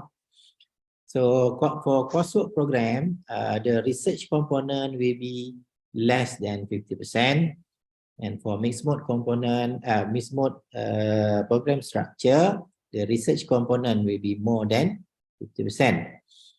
So for mixed mode, there's 3 ratios between coursework and research component. So ratio 1, some of the courses is 50-50. Okay. And second is 40-60 ratio, and third one is the 30-70 ratios. That means if your coursework component is 30%, for example, and research component 70%, that means you're going to do a little bit lot of research compared to ratio 1. But that one is depend on program. You cannot apply to change or you can apply to change from ratio 1 or ratio 3, for example. it already been said. This is just some information. And then for program structure, there's a few type of courses that you can take during your study, which is core courses, okay, elective courses, audit courses, and then there is course with grade as well as course without grade. Okay? So again, core courses is the course that must be taken, is compulsory. Elective courses is the you may choose from the listed program, listed courses. You can choose one or two courses from the elective course. And there is also audit course. Audit course is course that you may take. For example, you are from accounting. You are interested in to take courses from law. That is possible to do. So you can apply for what we call as audit courses. Okay. So audit courses, if you take that courses, you follow all the examination. If you pass, it will be great for that. Then also, if you fail, that there's also grade for that. Later on, I will show you what is the grade. And course with grade, the course with grade mean either C, B, A plus. That is course with grade. And course without grade is pass or fail. Only that. Okay, during the assessment for a coursework program, there is continuous assessment as well as final assessment or examination. Okay, for mixed mode and coursework as well, there will be a project research assessment, which is monitoring and evaluation. And lastly is for project dissertation or conspectus or thesis. You have writing, submission, and examination. There is type of assessment that you're going to have during your study, either your coursework or mixed program. So later on, at the end of the semester, you will have examination. Okay. So the thing that you need to know regarding the examination is there will be a course grading, course with grade or pass fail, that mentioned previously. There's also probation, probation 1 and probation 2. So probation 1, if you get your CGPA less than 3.0, okay, above 2.67. If you get your CGPA between that range, you will get probation 1, P1. So next semester, if you still get within that range, lower than 3 pointer and higher than 2.67, you will get P, probation 2, and dismiss. Okay, so you only given 2 probation. So you might say that only 1 probation lah, P1. So if you still fail probation in probation 2, you'll be dismissed. So for courses, you can also repeat courses, but for a maximum of 3 times. But please do not consider this one lah. Do not repeat your courses. Please, we want you to pass all the courses. You must be better. Okay, this is the course status. GA is fail, pass. All this is for your reference. Also, if you pass the audit courses, you will be given UD status in your examination slip transcript. The courses that you take for audit courses will be also included in the transcript. So please be aware of this red color, which is XX, YY, ZZ, and FD. So XX is absent final exam with permission. If you have MC, or transcript from a doctor, you can have X grade. But if you absent without any reason, and if you are not attend 80% of the classes, so you'll be given YY or ZZ. Okay, once you get YY or ZZ, your grade will be 0.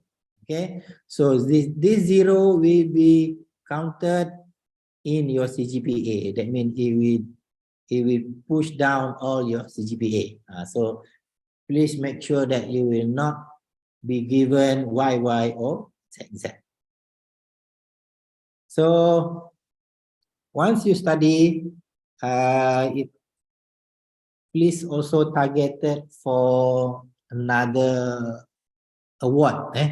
Not just your degree, not just finish your study and you get your degree. You also have the option to have award, targeted for award.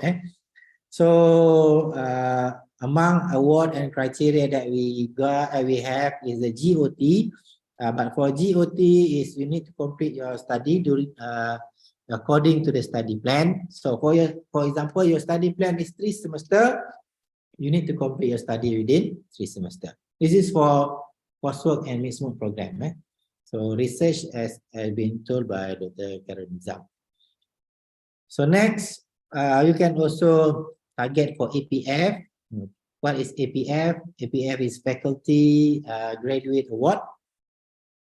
How to obtain that? You must achieve GPA for every semester, or for particular semester, which is the pointer of GPA is 3.75 and above. Or based on the total number of credit unit mentioned in the study plan. If you semester 1, for example, your study plan, you need to take 12 credit hour or 16 credit hour. So you must take all that 16 credit hour and you get GPA more than 3.75. But if you are dentistry student, you need to have to obtain at least A in any one of professional exam. If you are a dentistry student, okay? And you also must never be indicted in any disciplinary action. So that is the award number 1.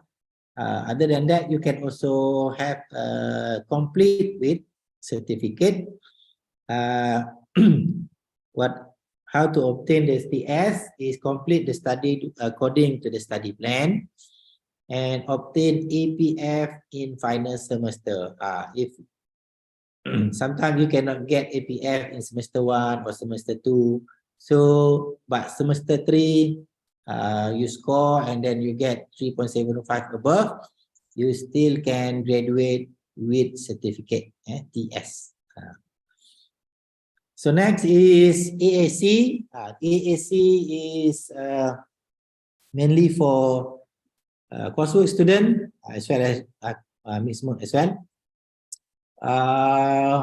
What you need to do or what you need to obtain for AAC is complete your study according to study plan, receive APF every semester, did not repeat any course, has not received TL status, has not obtained TG within the duration of study, and has not been charged with any disciplinary action.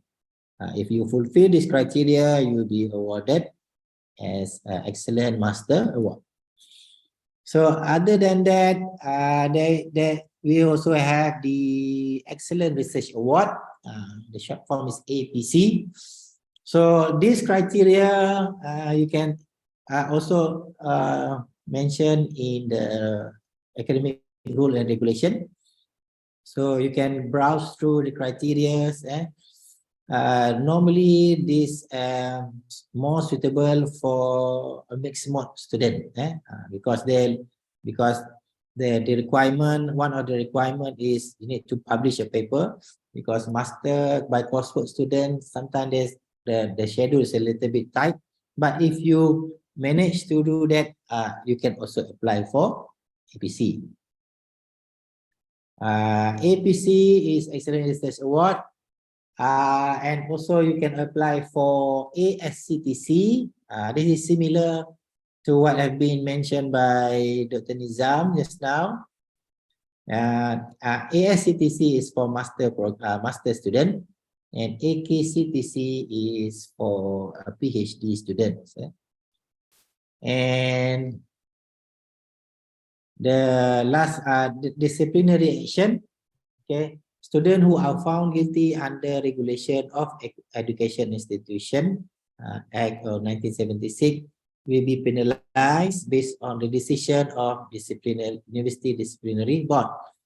And maybe you not do anything wrong during the study, but sometimes the B, student who commit plagiarism.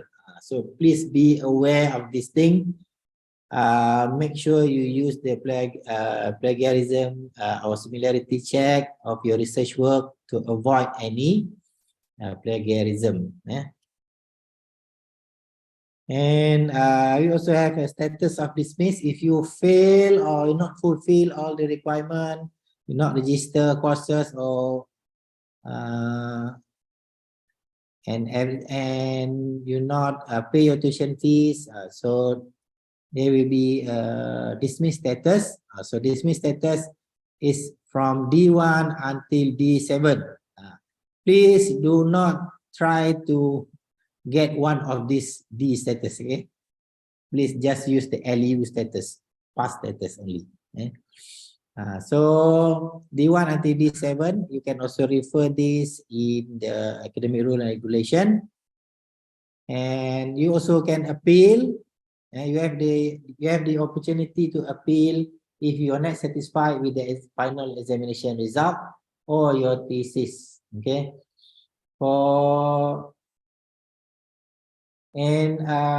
when to do the appeal, it must be done within 14 days after the official announcement of examination result. So if you are not submit your application for appeal within 14 days, that means your appeal will be brought next semester. Okay, but you can only appeal for once throughout the duration of study. And then academic conformance, you will be conferred a degree if your CGPA is more than 3.0 or you get minimum of B, and then it must be endorsed by Senate. And lastly, before you graduate, normally you will apply for academic transcript, where the academic transcript will be issued by the Student Record and Convocation Department after the exam result has been endorsed by Senate. So any disciplinary, any academic transcript will not be issued to students who have been dismissed from university. There will be no transcript. And that's all from me regarding the coursework and mixed mode program. And again, welcome and good luck to all of you in your postgraduate journey. Thank you.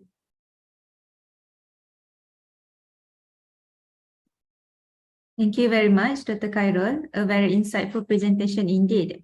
I hope all of you are enjoying the session so far. So next, we will continue with Surveyor Dr. Siti Mazwana Shamsuddin, Head of Academic Development Resource and Student of IPSis, to have few words about academic development resources and students. Over to you, Doctor. Okay, thank you, Yaya. Let me share my slide first. Okay, can you see the slide?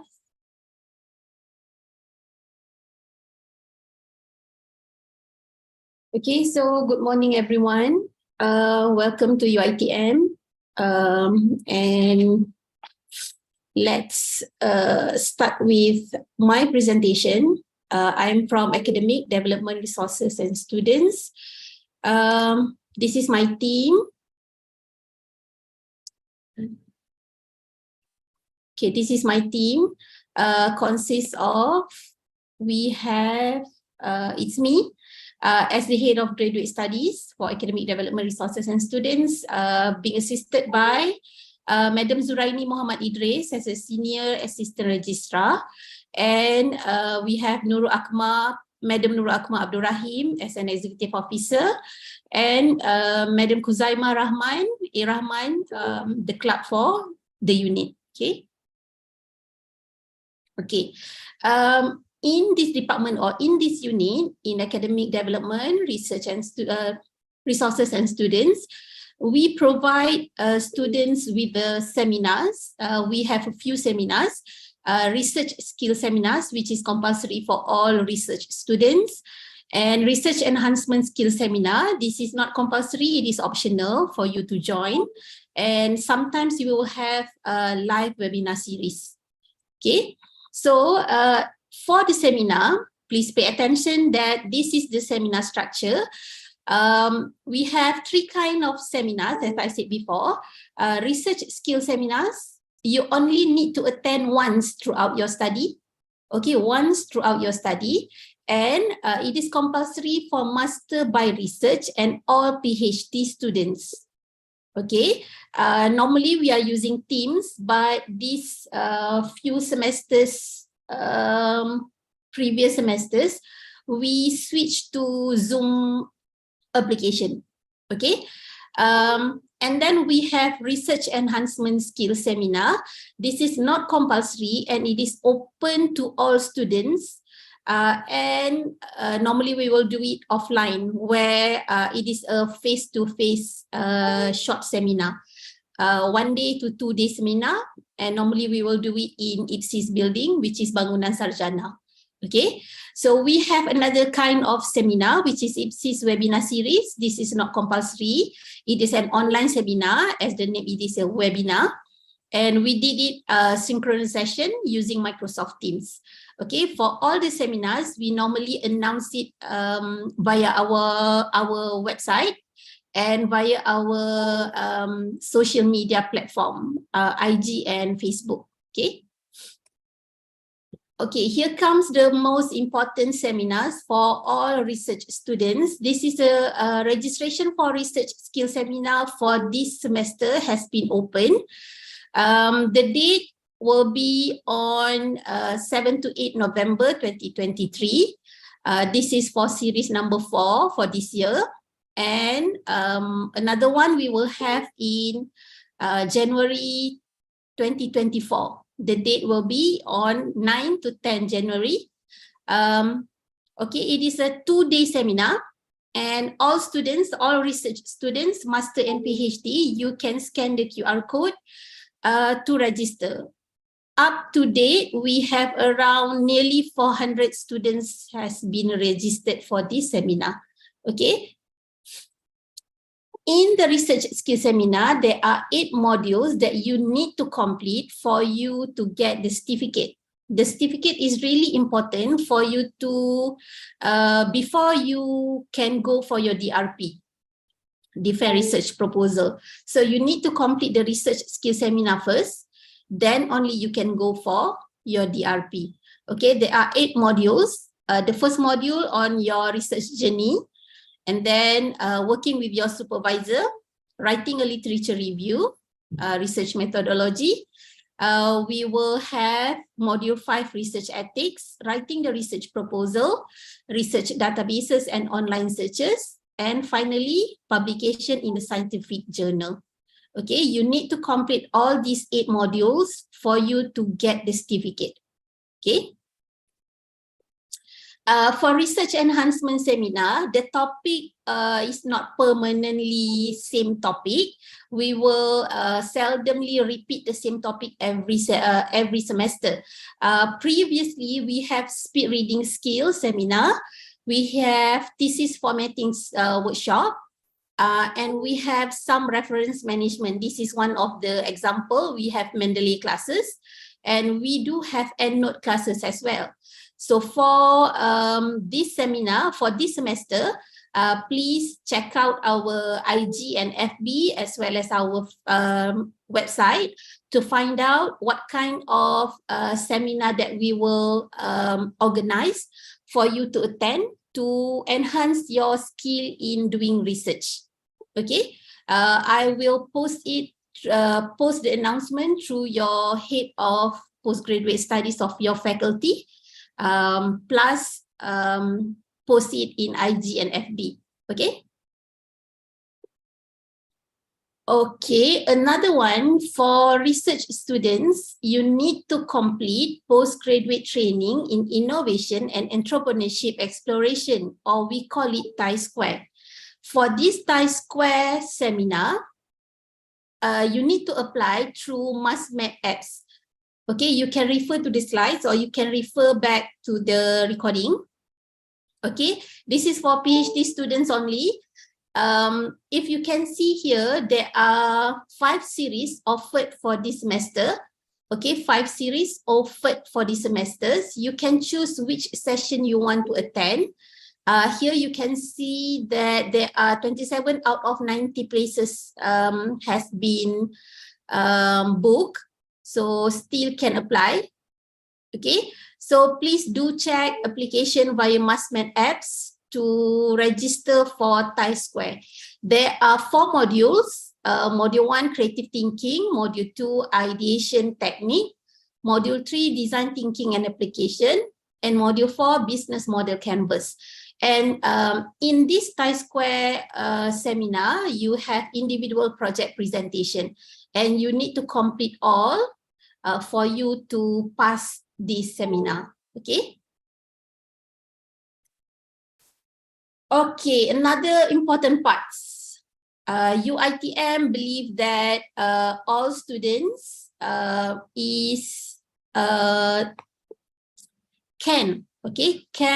apply for financial support, and we do have a few options for that. In UiTM, postgraduate students can be funded via UiTM Postgraduate Teaching Assistant. We have UiTM Endowment Scholarship, and we have Conference Support Fund, we have Journal Support Fund, and we do have other financial funding as well, like MARA, PTPTN, and other scholarships. Okay, let's go detail on that. Okay, for support fund, okay, each student's support fund, it can be in terms of conference. You want to go to conference and UiTM can pay you for your conference fee. Okay, conference fee. We call it conference support fund.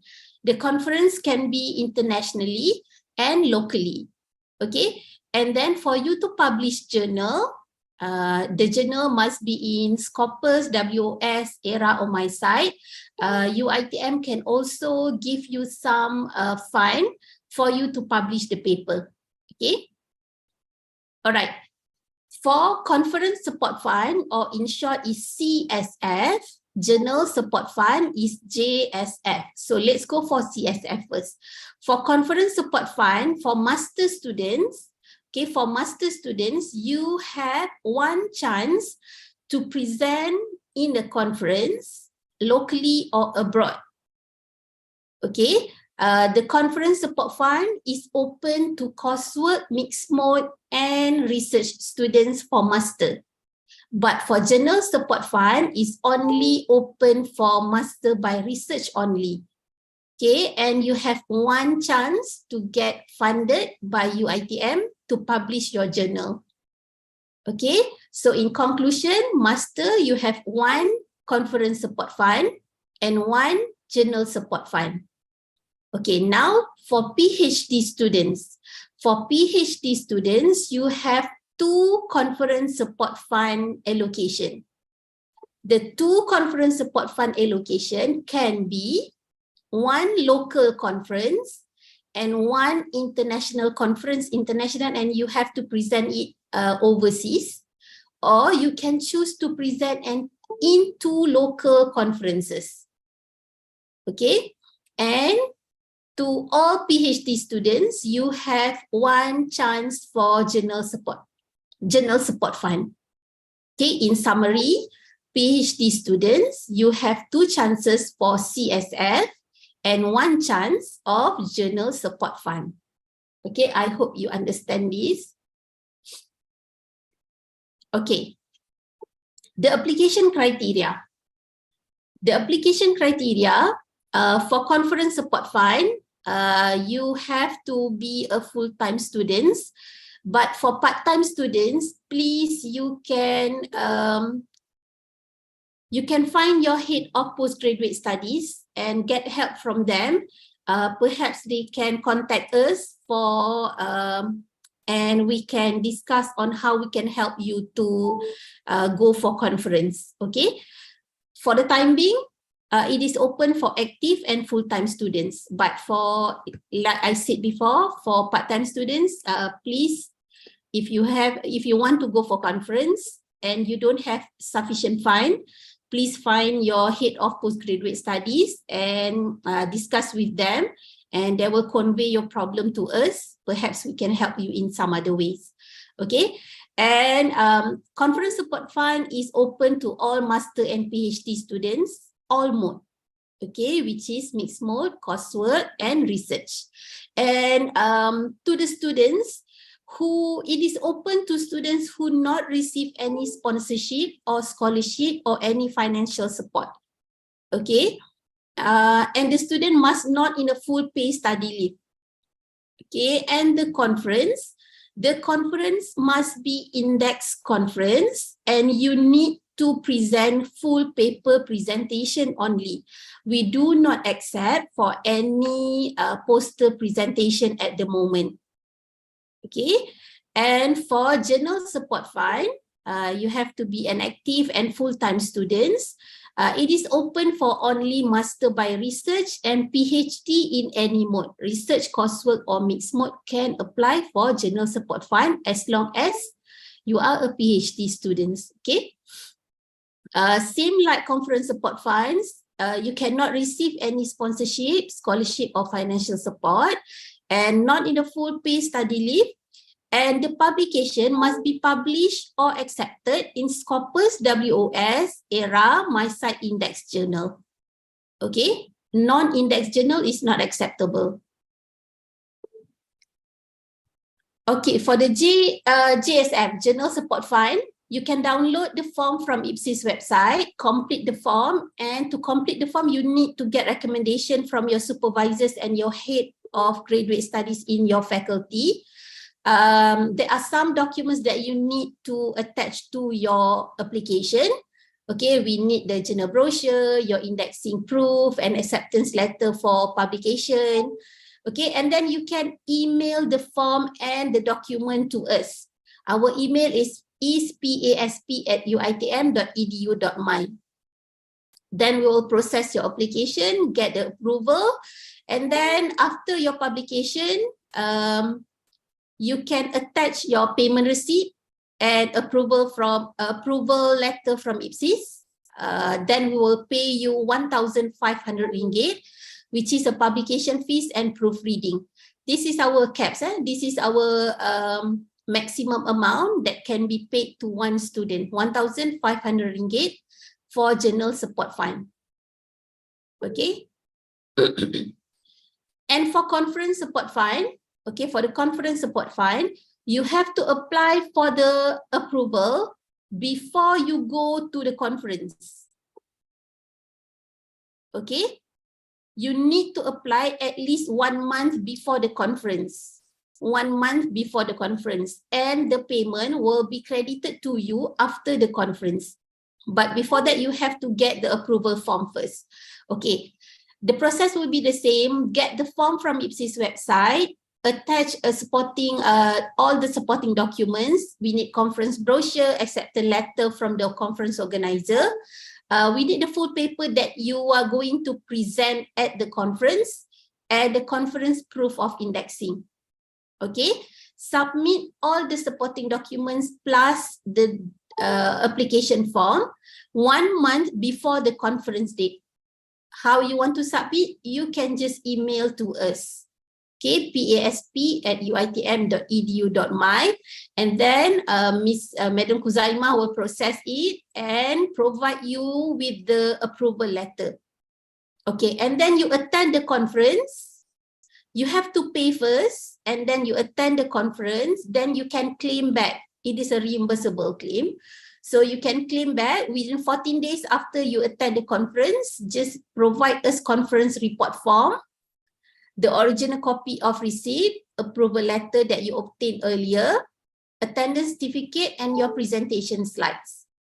Okay, the rate will be 1,000 ringgit for local conference and 1,500 ringgit overseas conference. Okay, we do not find any expenses for your traveling, but we only pay for your conference participation or registration fee only. Okay, please bear in mind.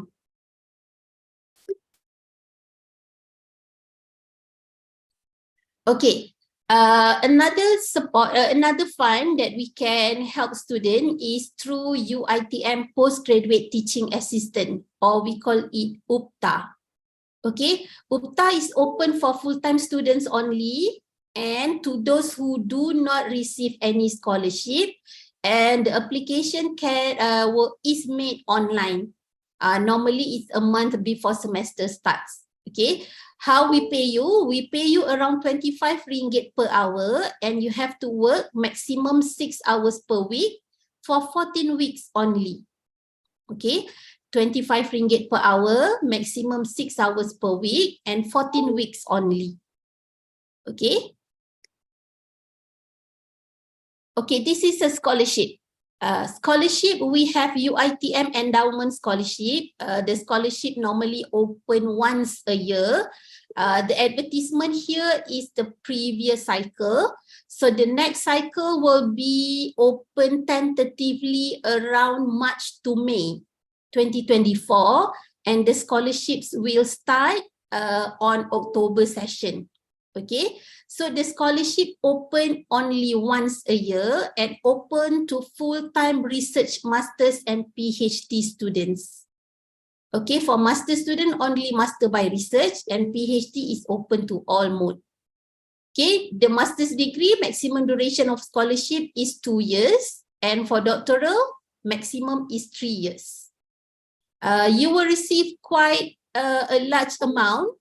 If you can see here, for master's degree local, which is Malaysian, you will receive around 24,000 annually allowance plus tuition fees. Tuition fees will be paid directly to the university.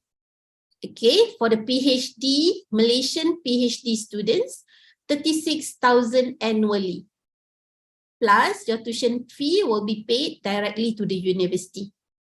And for the international students, you will receive around 30,000 ringgit yearly, and your tuition fees will be paid directly to the university. And for PhD international students, 42,000 ringgit yearly. Okay, it's quite a large number of fund for this scholarship. And the competition to get the scholarship is very high, where normally we receive more than 300 students apply for it, and only 6 to 8 students will be selected to be the recipient. Okay, so announcement or info about application will be posted in our IG and FB, Instagram and Facebook, as well as our website when the time comes. Okay. For other financial assistance, we always have graduate research assistant, but for graduate research assistant, for students master, you will receive around 1,000 to 1,800 ringgit per month, depends on your research, depends on the research fund. Okay, this one for graduate research assistant, you can apply directly through our research management center, RMC. But if you have any queries, or if you want more information about GRA, you cannot contact RMC, you can contact me. I will help you to get connected to them.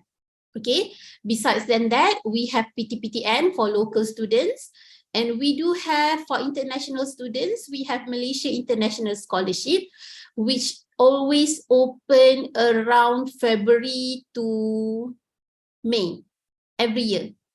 Okay, information about this will be posted through your head of postgraduate studies our Instagram, our website, and our Facebook as well.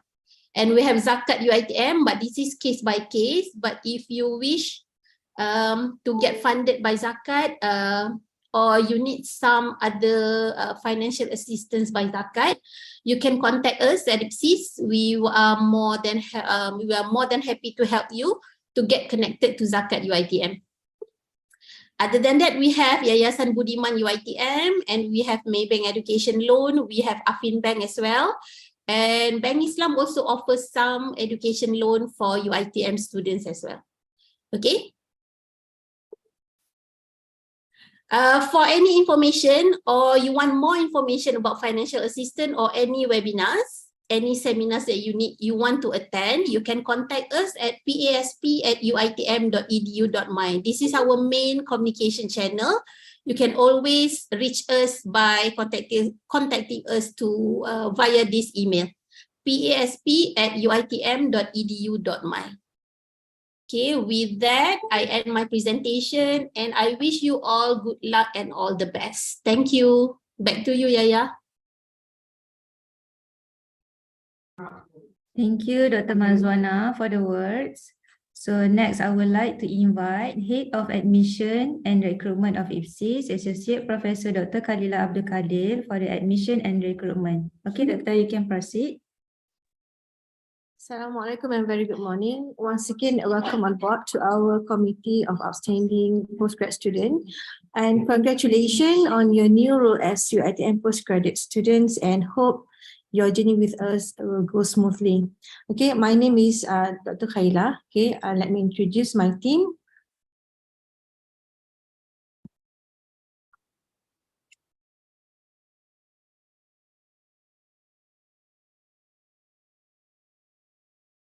All right, so this is Admission and Recruitment Department or units. So in this department, me, myself, and I have coordinator Dr. Sufian Hadi for the recruitment admission, and also we have Madam Nadia Tukinda and Madam Zahro as a senior executive officer, and they involve a lot of on the offer letter. Yeah, of the issue of a letter for the student. And also we have numbers of team, yeah, Mr. Amiro, Madam Rohaida, Madam Siti Nordini, Madam Nurul Hidayah, OMC today, and Madam Siti Fatima. Okay, so I would like to highlight the function of our department, yeah. Mainly we divide the function into four, yeah. First, promotion. All right, second, application process, third, offer letter, and fourth is registration. So for promotion, basically involve all the promotion on all the postgraduate programs in UiTM, yeah, for local and also international potential student. And for the application process, once you apply online and the one that you already done, we receive the documents, we process all documents, we'll verify your academic documents, right? And then we submit to the faculty for the endorsement. And then once faculty agree, yeah, then we will issue you an offer letter. Right, and proceed with the registration. But for international student, for sure you need to go through the visa application before you proceed for the registration. All right. Okay. I just like to give a review on the data of registered until yesterday. So yesterday we have quite numbers of registered students at 2,056, and local students is 1,976, and for the international student 79. But it's keep on coming, yeah, because we do know that especially for those international students, they have still pending on the visa, yeah, visa eval process. Okay, all right. For the application process, yeah, in this application process, what I like to highlight, yeah, those that registered student or what call it, the new student, yeah, is it for basically for the international student. We have the English proficiency course, EPC. So there are two groups that student that receive the offer letter. One is without English proficiency, without certificate or result. So the offer letter with EPC, and those application with English proficiency certificate or result, within 2 years, the student will receive full offer letter. All right. So this what I like to highlight is the offer letter with EPC.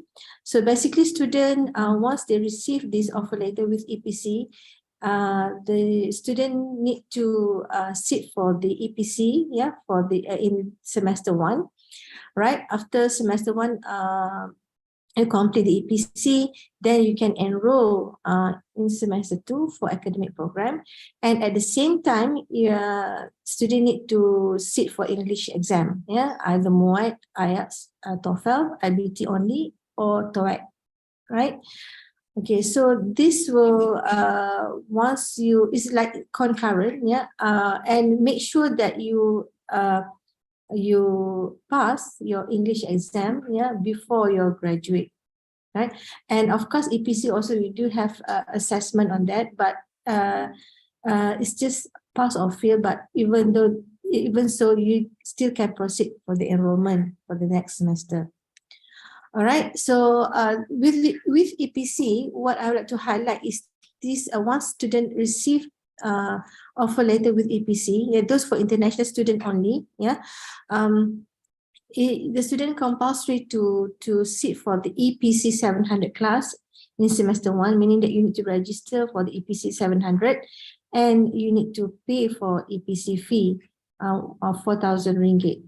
All right, and we do understand some of the case that student apply and they after apply and receive offer letter with EPC, and they already get the MUAT or English proficiency result, but yet in that case the student still need to pay for the EPC fee, but for the class is optional whether is the student want to join the class or not, yeah, but the fee still need to pay, because one of the requirement upon application is you need to provide English result. So based on that, if no English result upon application, then the student will be grouped in EPC group, yeah, need to sit for the EPC program or course. All right, so done with EPC. Now I would like to highlight, yeah, in the promotion part, yeah, but even though you're already registered student, but I would like to highlight we have financial incentive for active international student, yeah. What is the financial incentive for this group? Yeah, we encourage international student to introduce UiTM postgrad program to potential individual or group abroad. Yeah, meaning that if the student able to bring or to introduce to bring a new student to register with us, right? So then the student can register under this scheme, yeah, international student reference scheme. So this those particular student, yeah, who introduce new international student to UiTM will receive RM 750 ringgit, yeah, per referral, meaning that if one person you successfully bring to UiTM, you will receive 750, and if two, then you will receive 1,500, for example, right? So grab the chance if you have friends or you have you know, a relative that willing or interested to pursue their master or PhD, then just you know, just bring and apply with us. Okay. So what are the process and procedure of student reference scheme? First, there is a form submission, through the website. I will show you later the form, So form submission by introducer. And then IPSis will check on documents and reference status as an active student, because student must be active in order to bring new student to us. SRS application to be recorded by IPSis, then to check on students' registration status, whom being introduced by referee, and the reference document to be verified by UiTM Treasurer Office for payment intention. So this is the process of the CRS scheme application. Okay, and the scheme is not applicable if introducer has an outstanding tuition fee, because we don't want any incur any process if the student still have the outstanding tuition fee with us. Right, and secondly, if the introduced student was recruited by a student recruitment agent, and the third one, if the introduced student is enrolled for part-time program or short course, so the student must have full-time active student. International must be a full-time student, of course. All right. So this is the document required: application form, passport, academic transcript and certificate, and research proposal. And those document required for international student referral scheme application need to send to our team, Madam Sawani. This is the email address. All right, and this is the form for international student referral scheme. And this form you can get it from our website. If you go through the website, and this is the form, right? Download the form, and here we have numbers of how many students that you can bring to us, and of course the student must be registered with us, right? And then based on that, all the documents need to be submitted to us. Okay. All right. Okay, so if there any inquiry regarding on the because you are registered students, so basically registered student will deal with us regarding on EPC, or maybe those interested to apply for CRS, just come to us, me myself, and or Dr. Sufian, coordinator recruitment admission. Okay, I think that's all from me. Thank you so much. For lend your ears, to listen to all the process and procedure and all the activities. And back to you, Madam Yaya.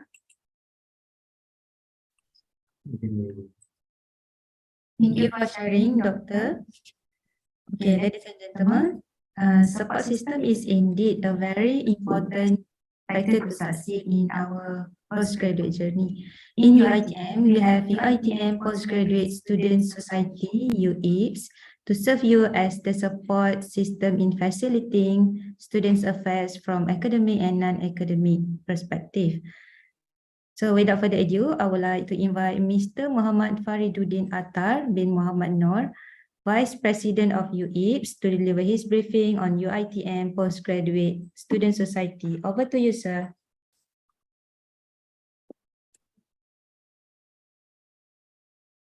All right. Thank you, Ms. Hidayah, for the introduction. All right. Assalamualaikum and good morning, everyone. First of all, welcome and congratulations to all new students, postgraduate students to UiTM. Okay. I believe it's a stepping stone to another education level that you guys are achieving at the moment. Right. My name is Muhammad Fariduddin Attar bin Muhammad Noor. I'm here to present to you on UiPS. Sorry. So what is UiPS? Basically, UiPS is called UiTM Postgraduate Society. Right. Next slide. So basically, we were established back in 2006 with only 30 members initially at that particular time. Okay, as we grown, for this year, currently we have more than 3,600 students under UiPS, sorry, all right, okay. And then it is led by 33 committee members across UiTM in Malaysia. Right. So our advisor is SR Siti, Dr. Siti Mazwana, right? We call her Dr. Mas, short call, right?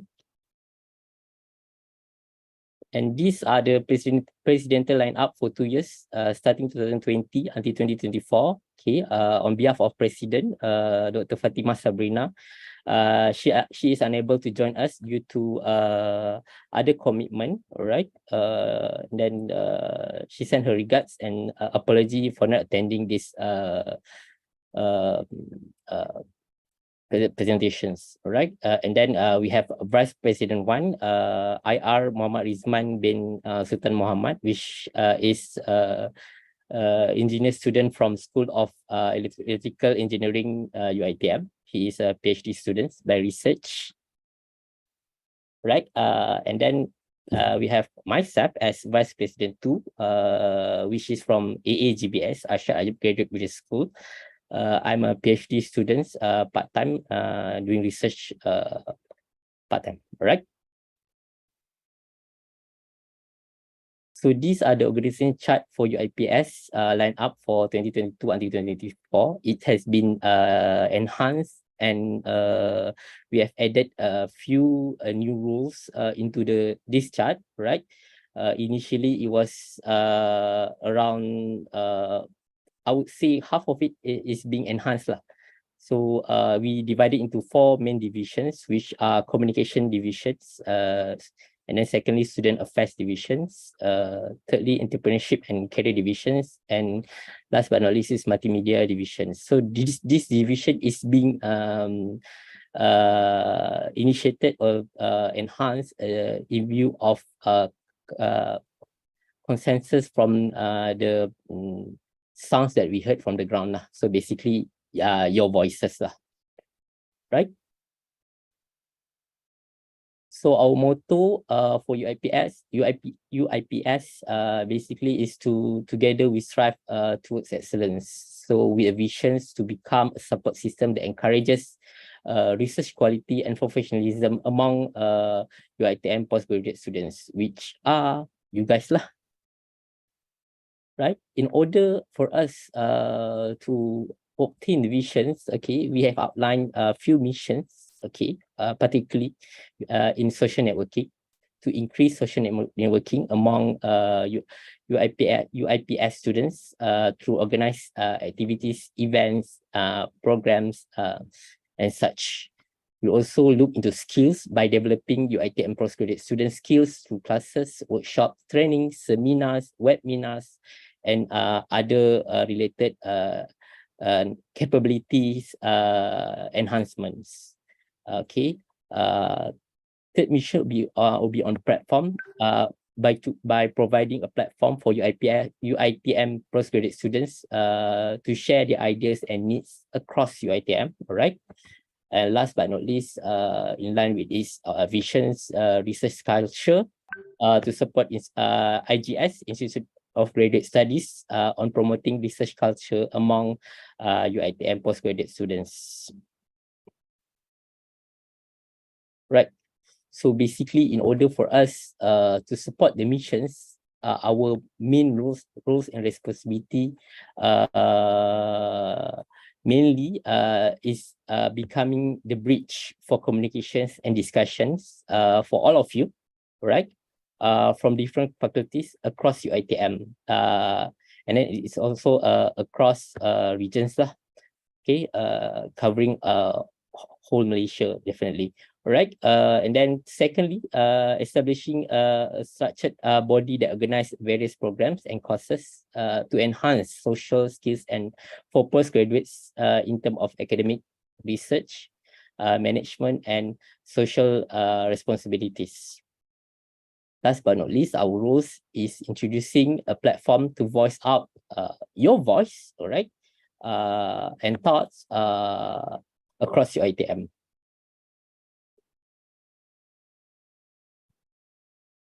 Right, moving on to the next. We have prepared a video. This is what we have done since the past 2022 until now. So watch and enjoy. Big and loud, I jump so high, I touch the clouds. Whoa, oh, oh, oh, oh, oh. I stretch my hands out to the sky. We dance with monsters through the night. Whoa, oh, oh, oh, oh, oh. I'm never gonna look back. Whoa, I'm never gonna give it up. No, please don't wake me now. 2, 3, 4. This is gonna be the best day of my life. My life. This is gonna be the best day of my life. My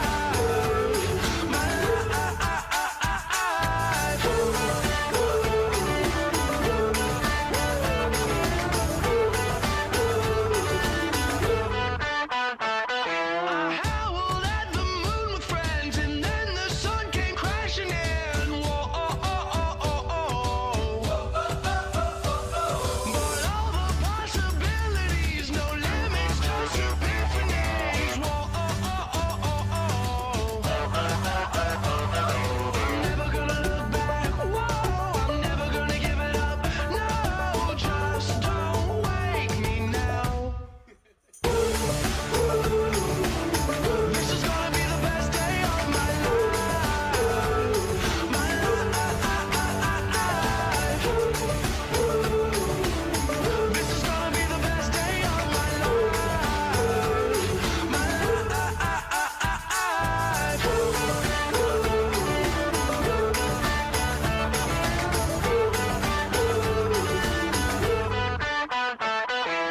I hear it calling outside my window. I feel it in my soul. The stars were burning so bright, the sun was out till midnight. I say we lose control.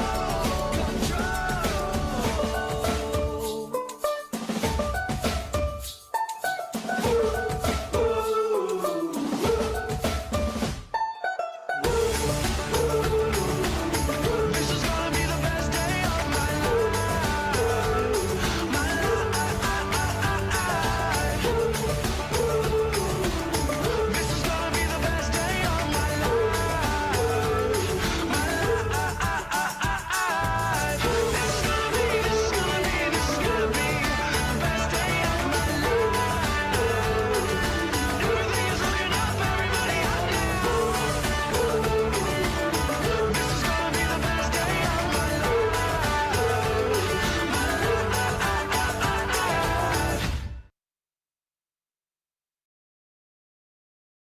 Right. So that's it about the video. We actually have more events and programs in our pipeline, but in view of in the essence of time, we have to cut it short for the video. Okay, all right. That's all for my presentations. So we are actually active in social media. You guys can scan the QR code here, and then follow us in numerous platforms such as Twitter, Instagram. We also have TikTok, right? And then we have Telegram group. Okay. And you guys can follow and join us. If you guys would like to be part of the committee members, you can also just register your interest in our Telegram group, right? There's a lot of excited activities that we have planned going up towards the end of the year and next year, perhaps, right? Okay, that's all from me. Okay, on behalf of UiPS team, all right. Remember, we are not your friend, we are your family. Okay, welcome and congratulations to UiTM. All right, thank you everyone. Have a good day. Assalamualaikum. Thank you for the insight, Mr. Muhammad Fariduddin Attar. Okay, student, last but not least, our final speaker from UiTM Library, Perpustakaan Tun Abdul Razak, PTAR, Madam Iza Eliana A. Wahid, Senior Librarian. Okay, Madam, you may begin. Okay, Assalamualaikum warahmatullahi wabarakatuh. I'm going to share my screen.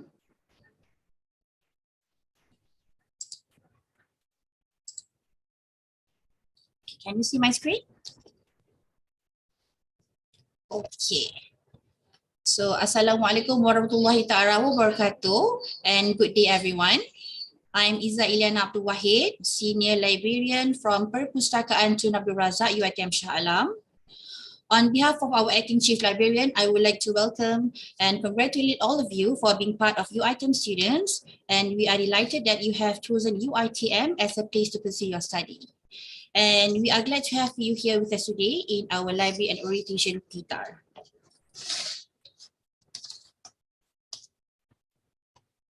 Okay.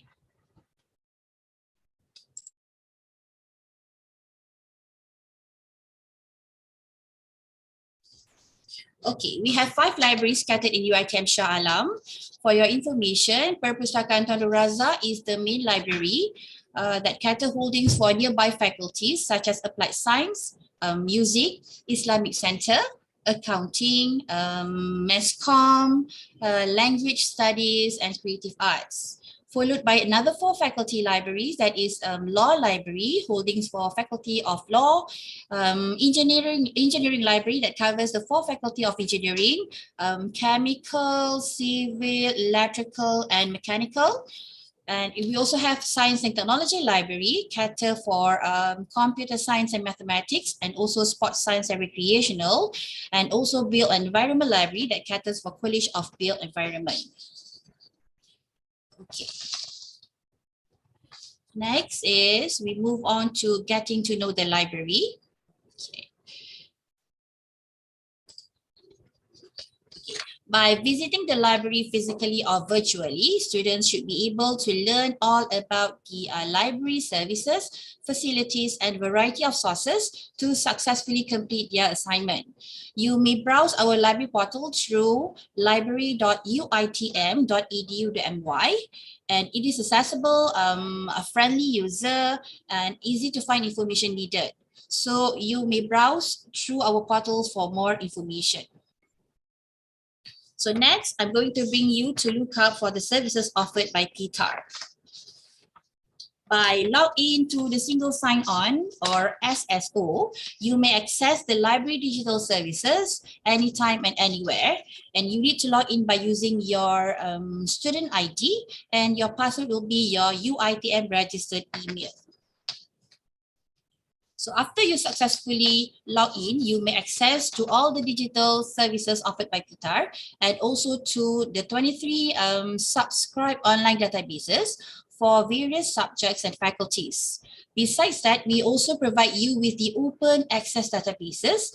As for now, we have more than 11 million collections of various resources such as articles, book chapters, reports, dissertation, and so forth. So next, we have the local content hub. This portal contains the resources from the local author only, that is from the Malaysian author. It's either you may browse by faculty or through the niche collection for each campuses, as on the screen. So now we move on to the UiTM Institutional Repository, or also known as UiTM-IR. It is a collection of UiTM intellectual properties such as thesis, students' projects, articles, research reports, and so forth, and solely from UiTM members. So if you have completed your thesis, your research reports, and so forth, you may give us a copy so that we can upload 5 pages from your reports to be referred by others.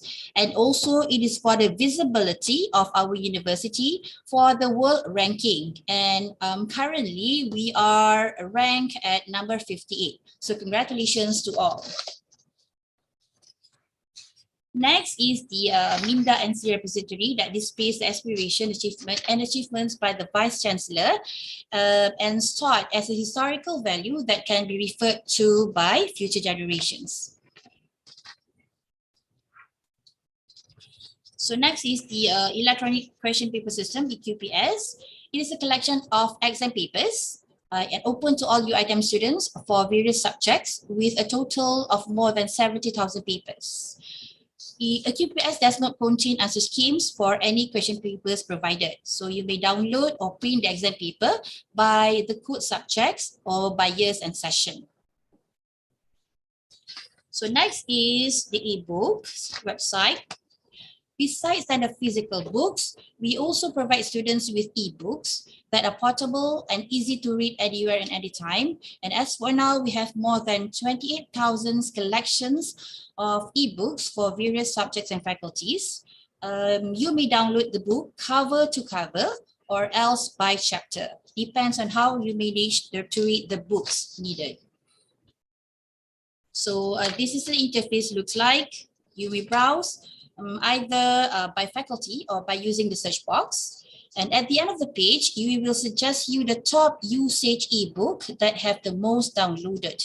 And as you can see, this is how it's look like if you choose to download by chapter. Next is the OPAC. It's an online bibliography of library resources that is available to the UiTM members. It offers a user-friendly interface and search functionalities that enable users to locate specific items or explore broader subject areas. Through OPACs, users can retrieve detailed bibliographic records for each item, which typically include information such as the title, the author, the publication date, subject, and the most important thing is the call number.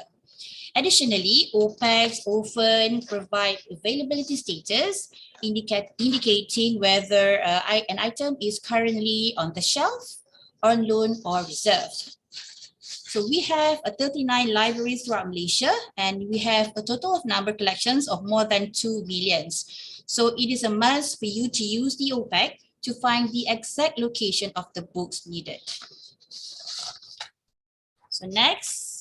So this is the guide of location of the library resources provided in the main library PTAR 1. So as you can see, in level 3, we have the new arrivals, bestseller, and Unku Aziz and Hamka collections.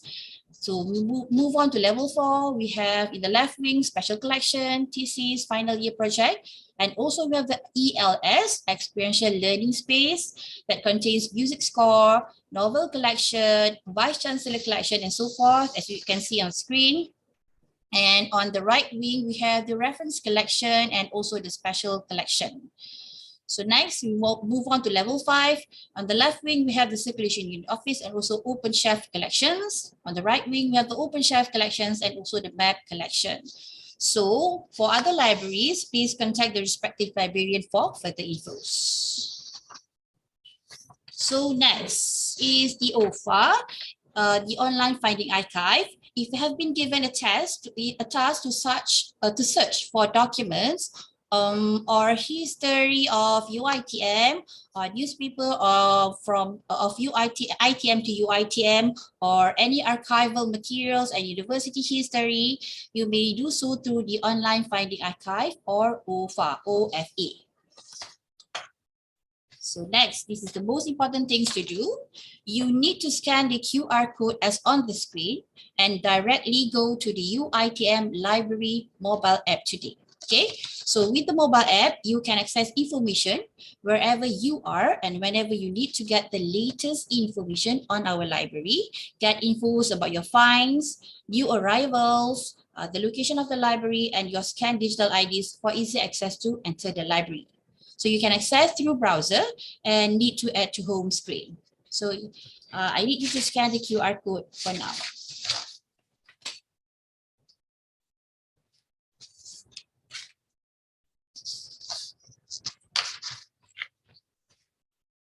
And I hope you're done with it. So next is the chat with librarian or archivist. We also provide you with the chat with librarian archivist. If you need assistance or any inquiries, you may do so by contact our reference librarian and they are ready to assist you. Okay, so the chat with librarian will be operating 8 a.m. to 8 p.m. while the archivist only for the office hour.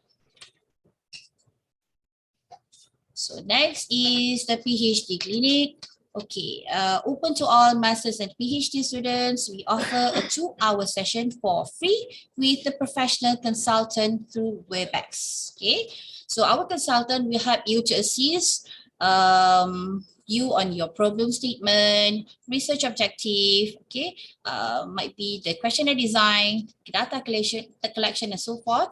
And you are invited to join our session.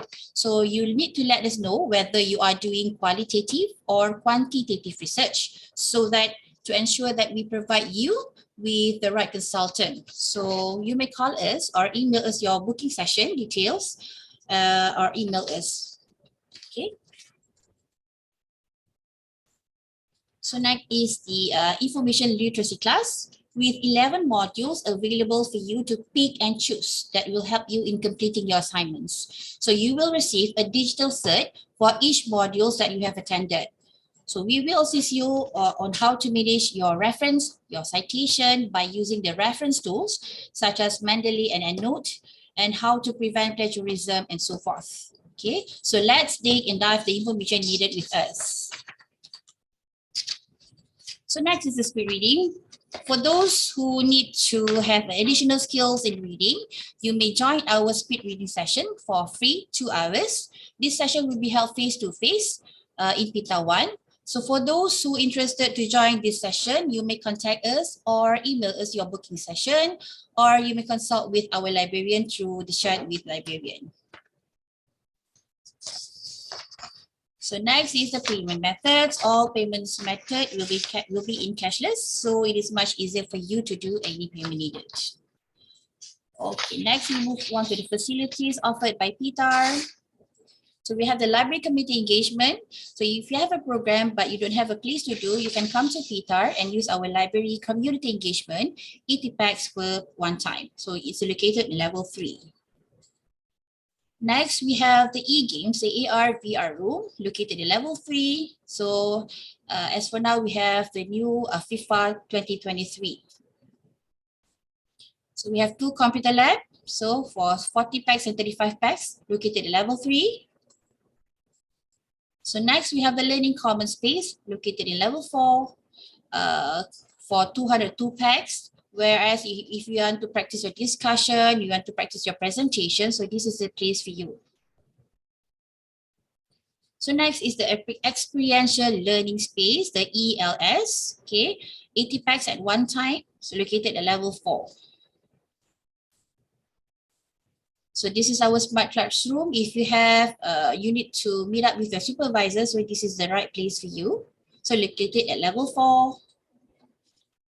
The e-resources zone for the social zone, okay, we have 18 packs, okay, and also you can use your Quillboard and Grammarly here, and located at level 4. So next, for those who like to study individually, we have an 18 room of research writing room available for you at level 5. So next is seminar room, 100 packs at one time, located at level 2. And also the 24 hours room located outside of the PTAR for 80 packs at one time. We also have the media and thesis room for the hard copy thesis. So located at level 4.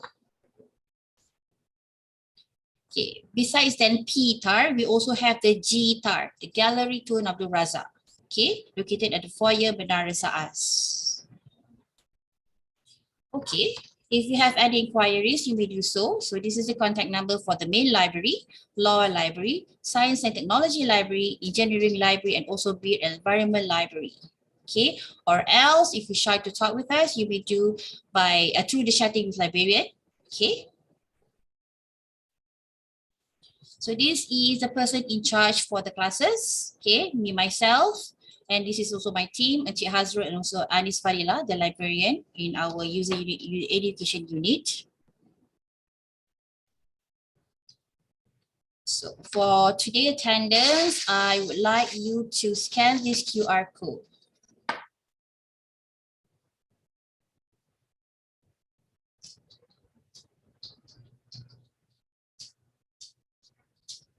Okay, and also the survey form.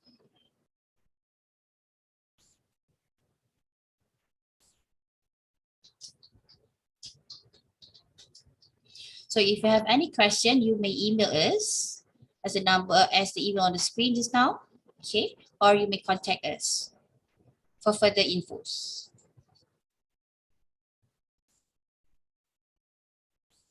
Okay, I hope you all done with the survey and also the attendance.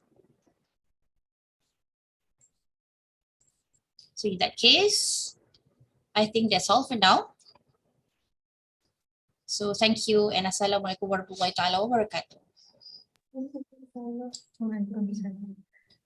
Alhamdulillah. Thank you so much, Madam Iza, for the sharing.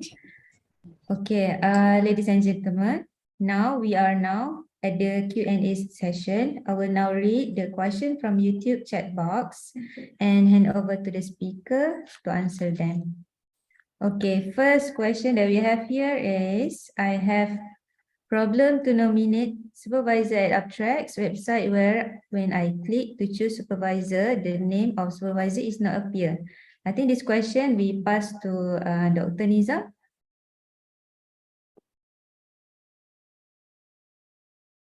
Okay, thank you for the question. So actually, any problems regarding the UP tracks, you may report via the I21 ICT. Okay, so then we will assist one by one in order to solve your problems.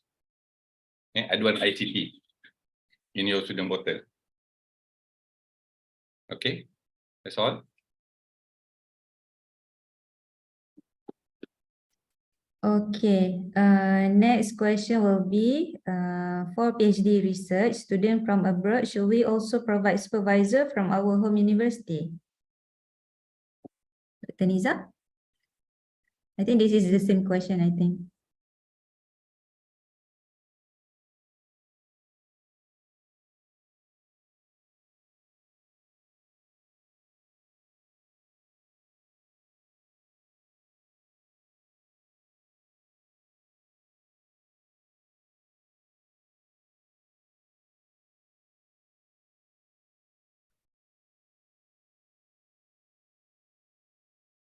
Riza mute.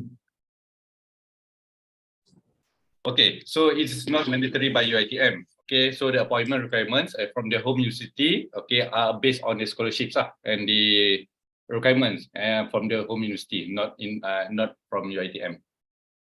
It depends on your scholarship and the requirement from your university.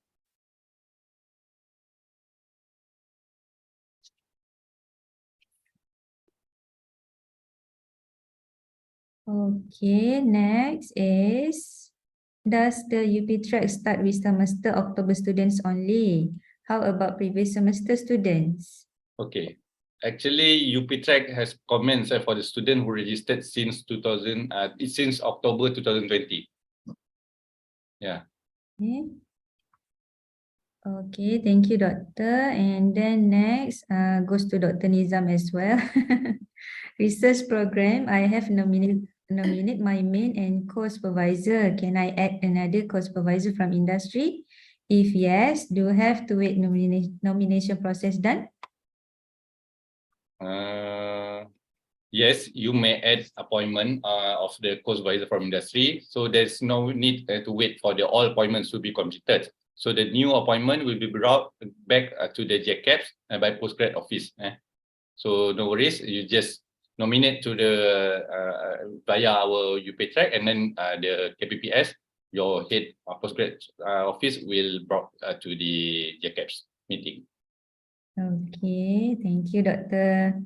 Okay, next will be to Dr. Mazwana. May I know when is the next application for the UiTM endowment scholarship will be open? I think Dr. Mazwana is already answered this from the previous slide. Dr. Mazwana? Yep. Sorry, I couldn't turn the video. It's Okay, endowment will be open for application somewhere around March until May, but I can't give exact month because it depends on the approval by the endowment committee.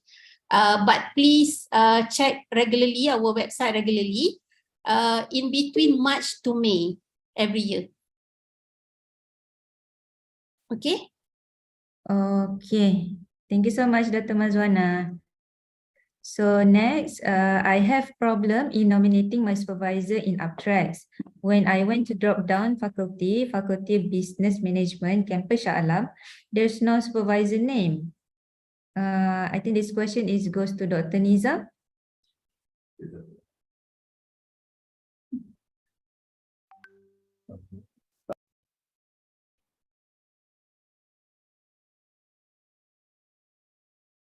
Okay, again, don't worry if you're facing any issues to the with the UP track, you may complain via the ICT, then we will solve your problems. So please report your complaints to the Adwan ICT. All right. Thank you, Doctor.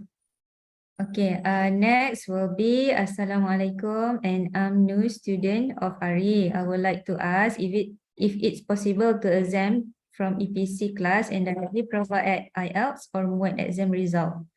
I think this one goes to Dr. Khalila to answer this question. EPC saya jawablah ni. Alright, Didi. It is compulsory for all international students to provide us with the English proficiency result during application. So while if you did not submit any during the application processes, you have to attend EPC and you cannot be exempted from that. Thank you. All right, thank you so much, Didi. Okay, for the next question, Assalamualaikum. For scholarship from KPT, to whom I should refer to info for the fees that were paid by KPT?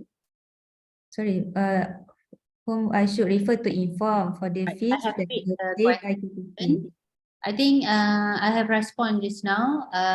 The student should bring the offer letter to zone 16, zone keuangan pelajar, bring the offer letter and notify the staff in Bendahari zone 16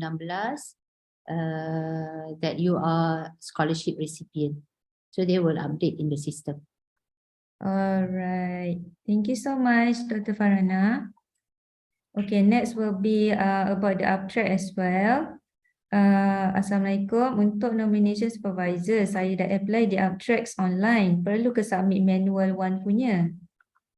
Dr. Niza? Okay, if you have appointed supervisor through the UP track, there's no need for the manual appointment.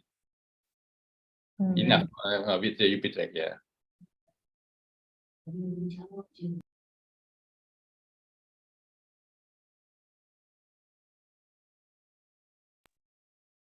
All right, thank you so much, Dr. Niza. Okay, another question. Quick question for a PhD student session October 2023. Can I still submit application form changing mode? Okay, this one only for local student. You can submit the form. Hang on a moment. This one okay for full time to part time. You can submit but only for local students. Okay, and then the next question is, I have question for research students. Is there any maximum months for student to their DRP? Okay, for the, I answer this question.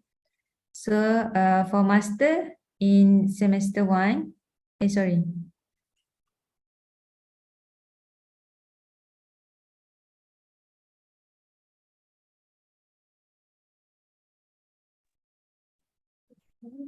Okay, for master in Sem 1 and PhD in semester 3 maximum.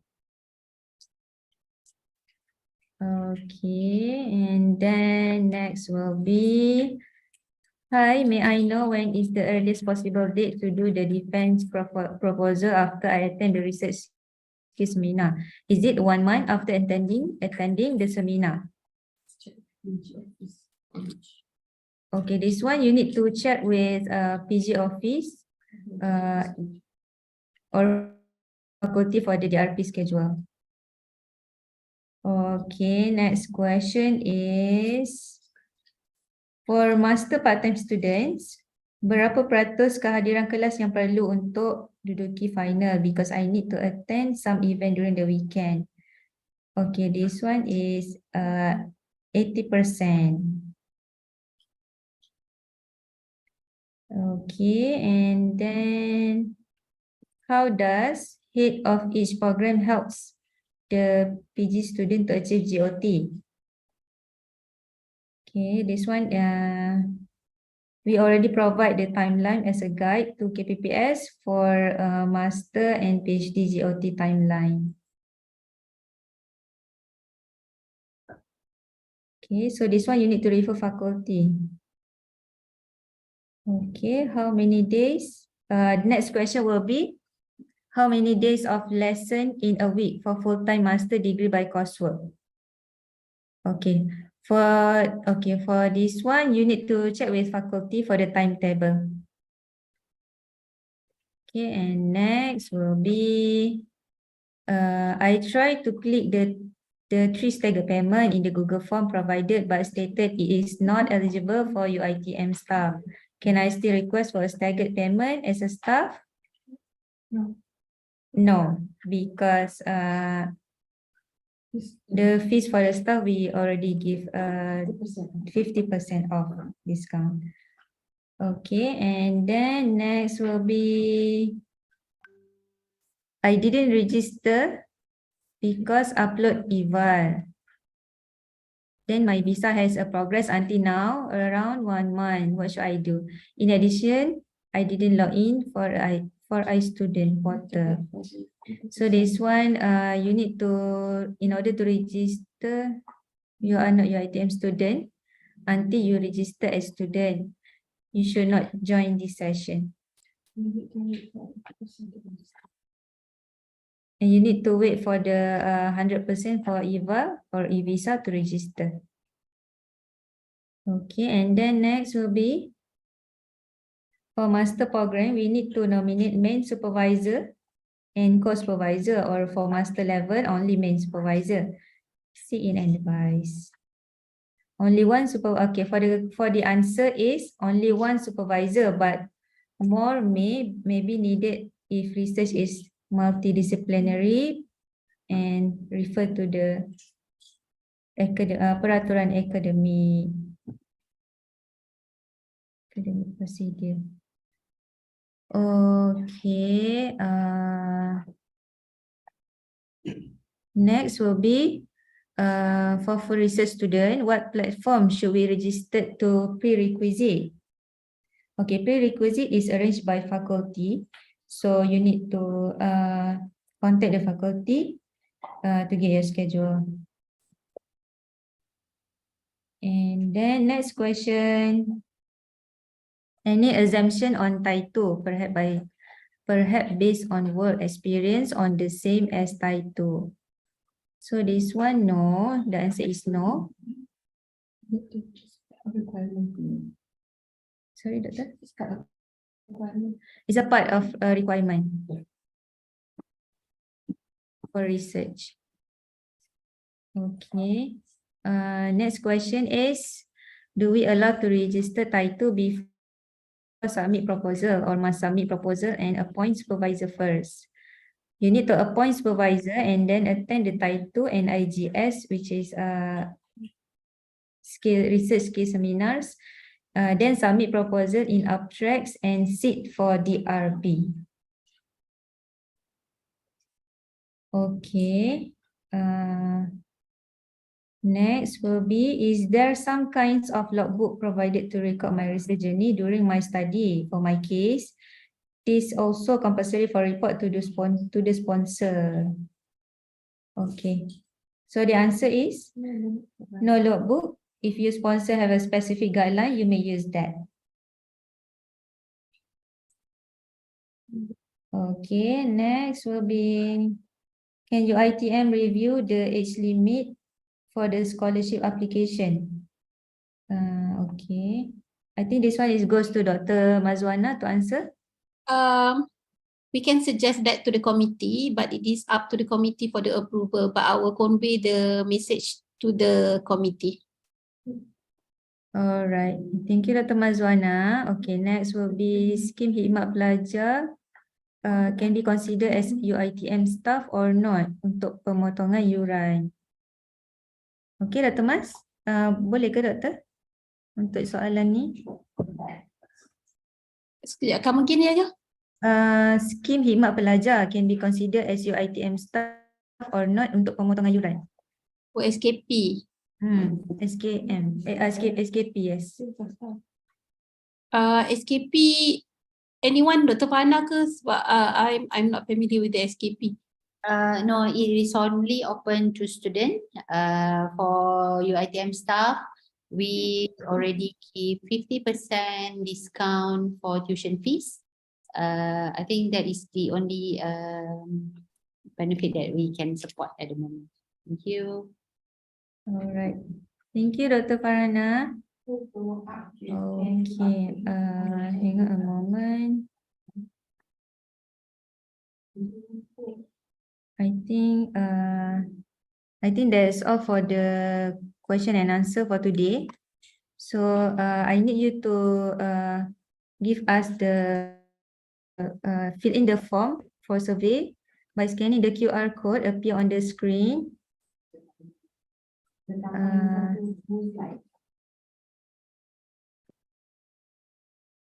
Or maybe I think our representative is already put it in the YouTube channel for you to fill in the form by the link. Siapa yang sign in? Dah terkeluar.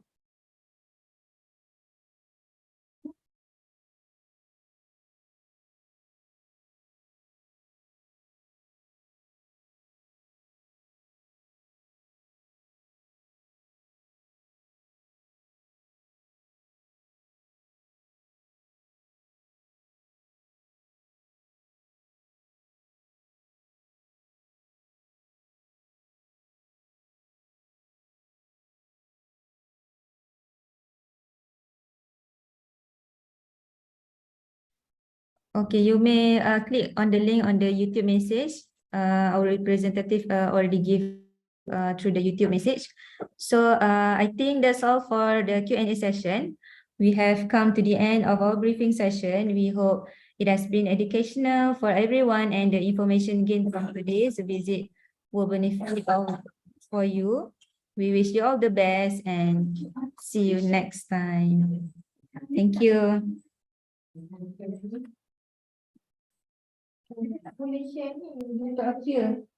Saya hanya boleh share yang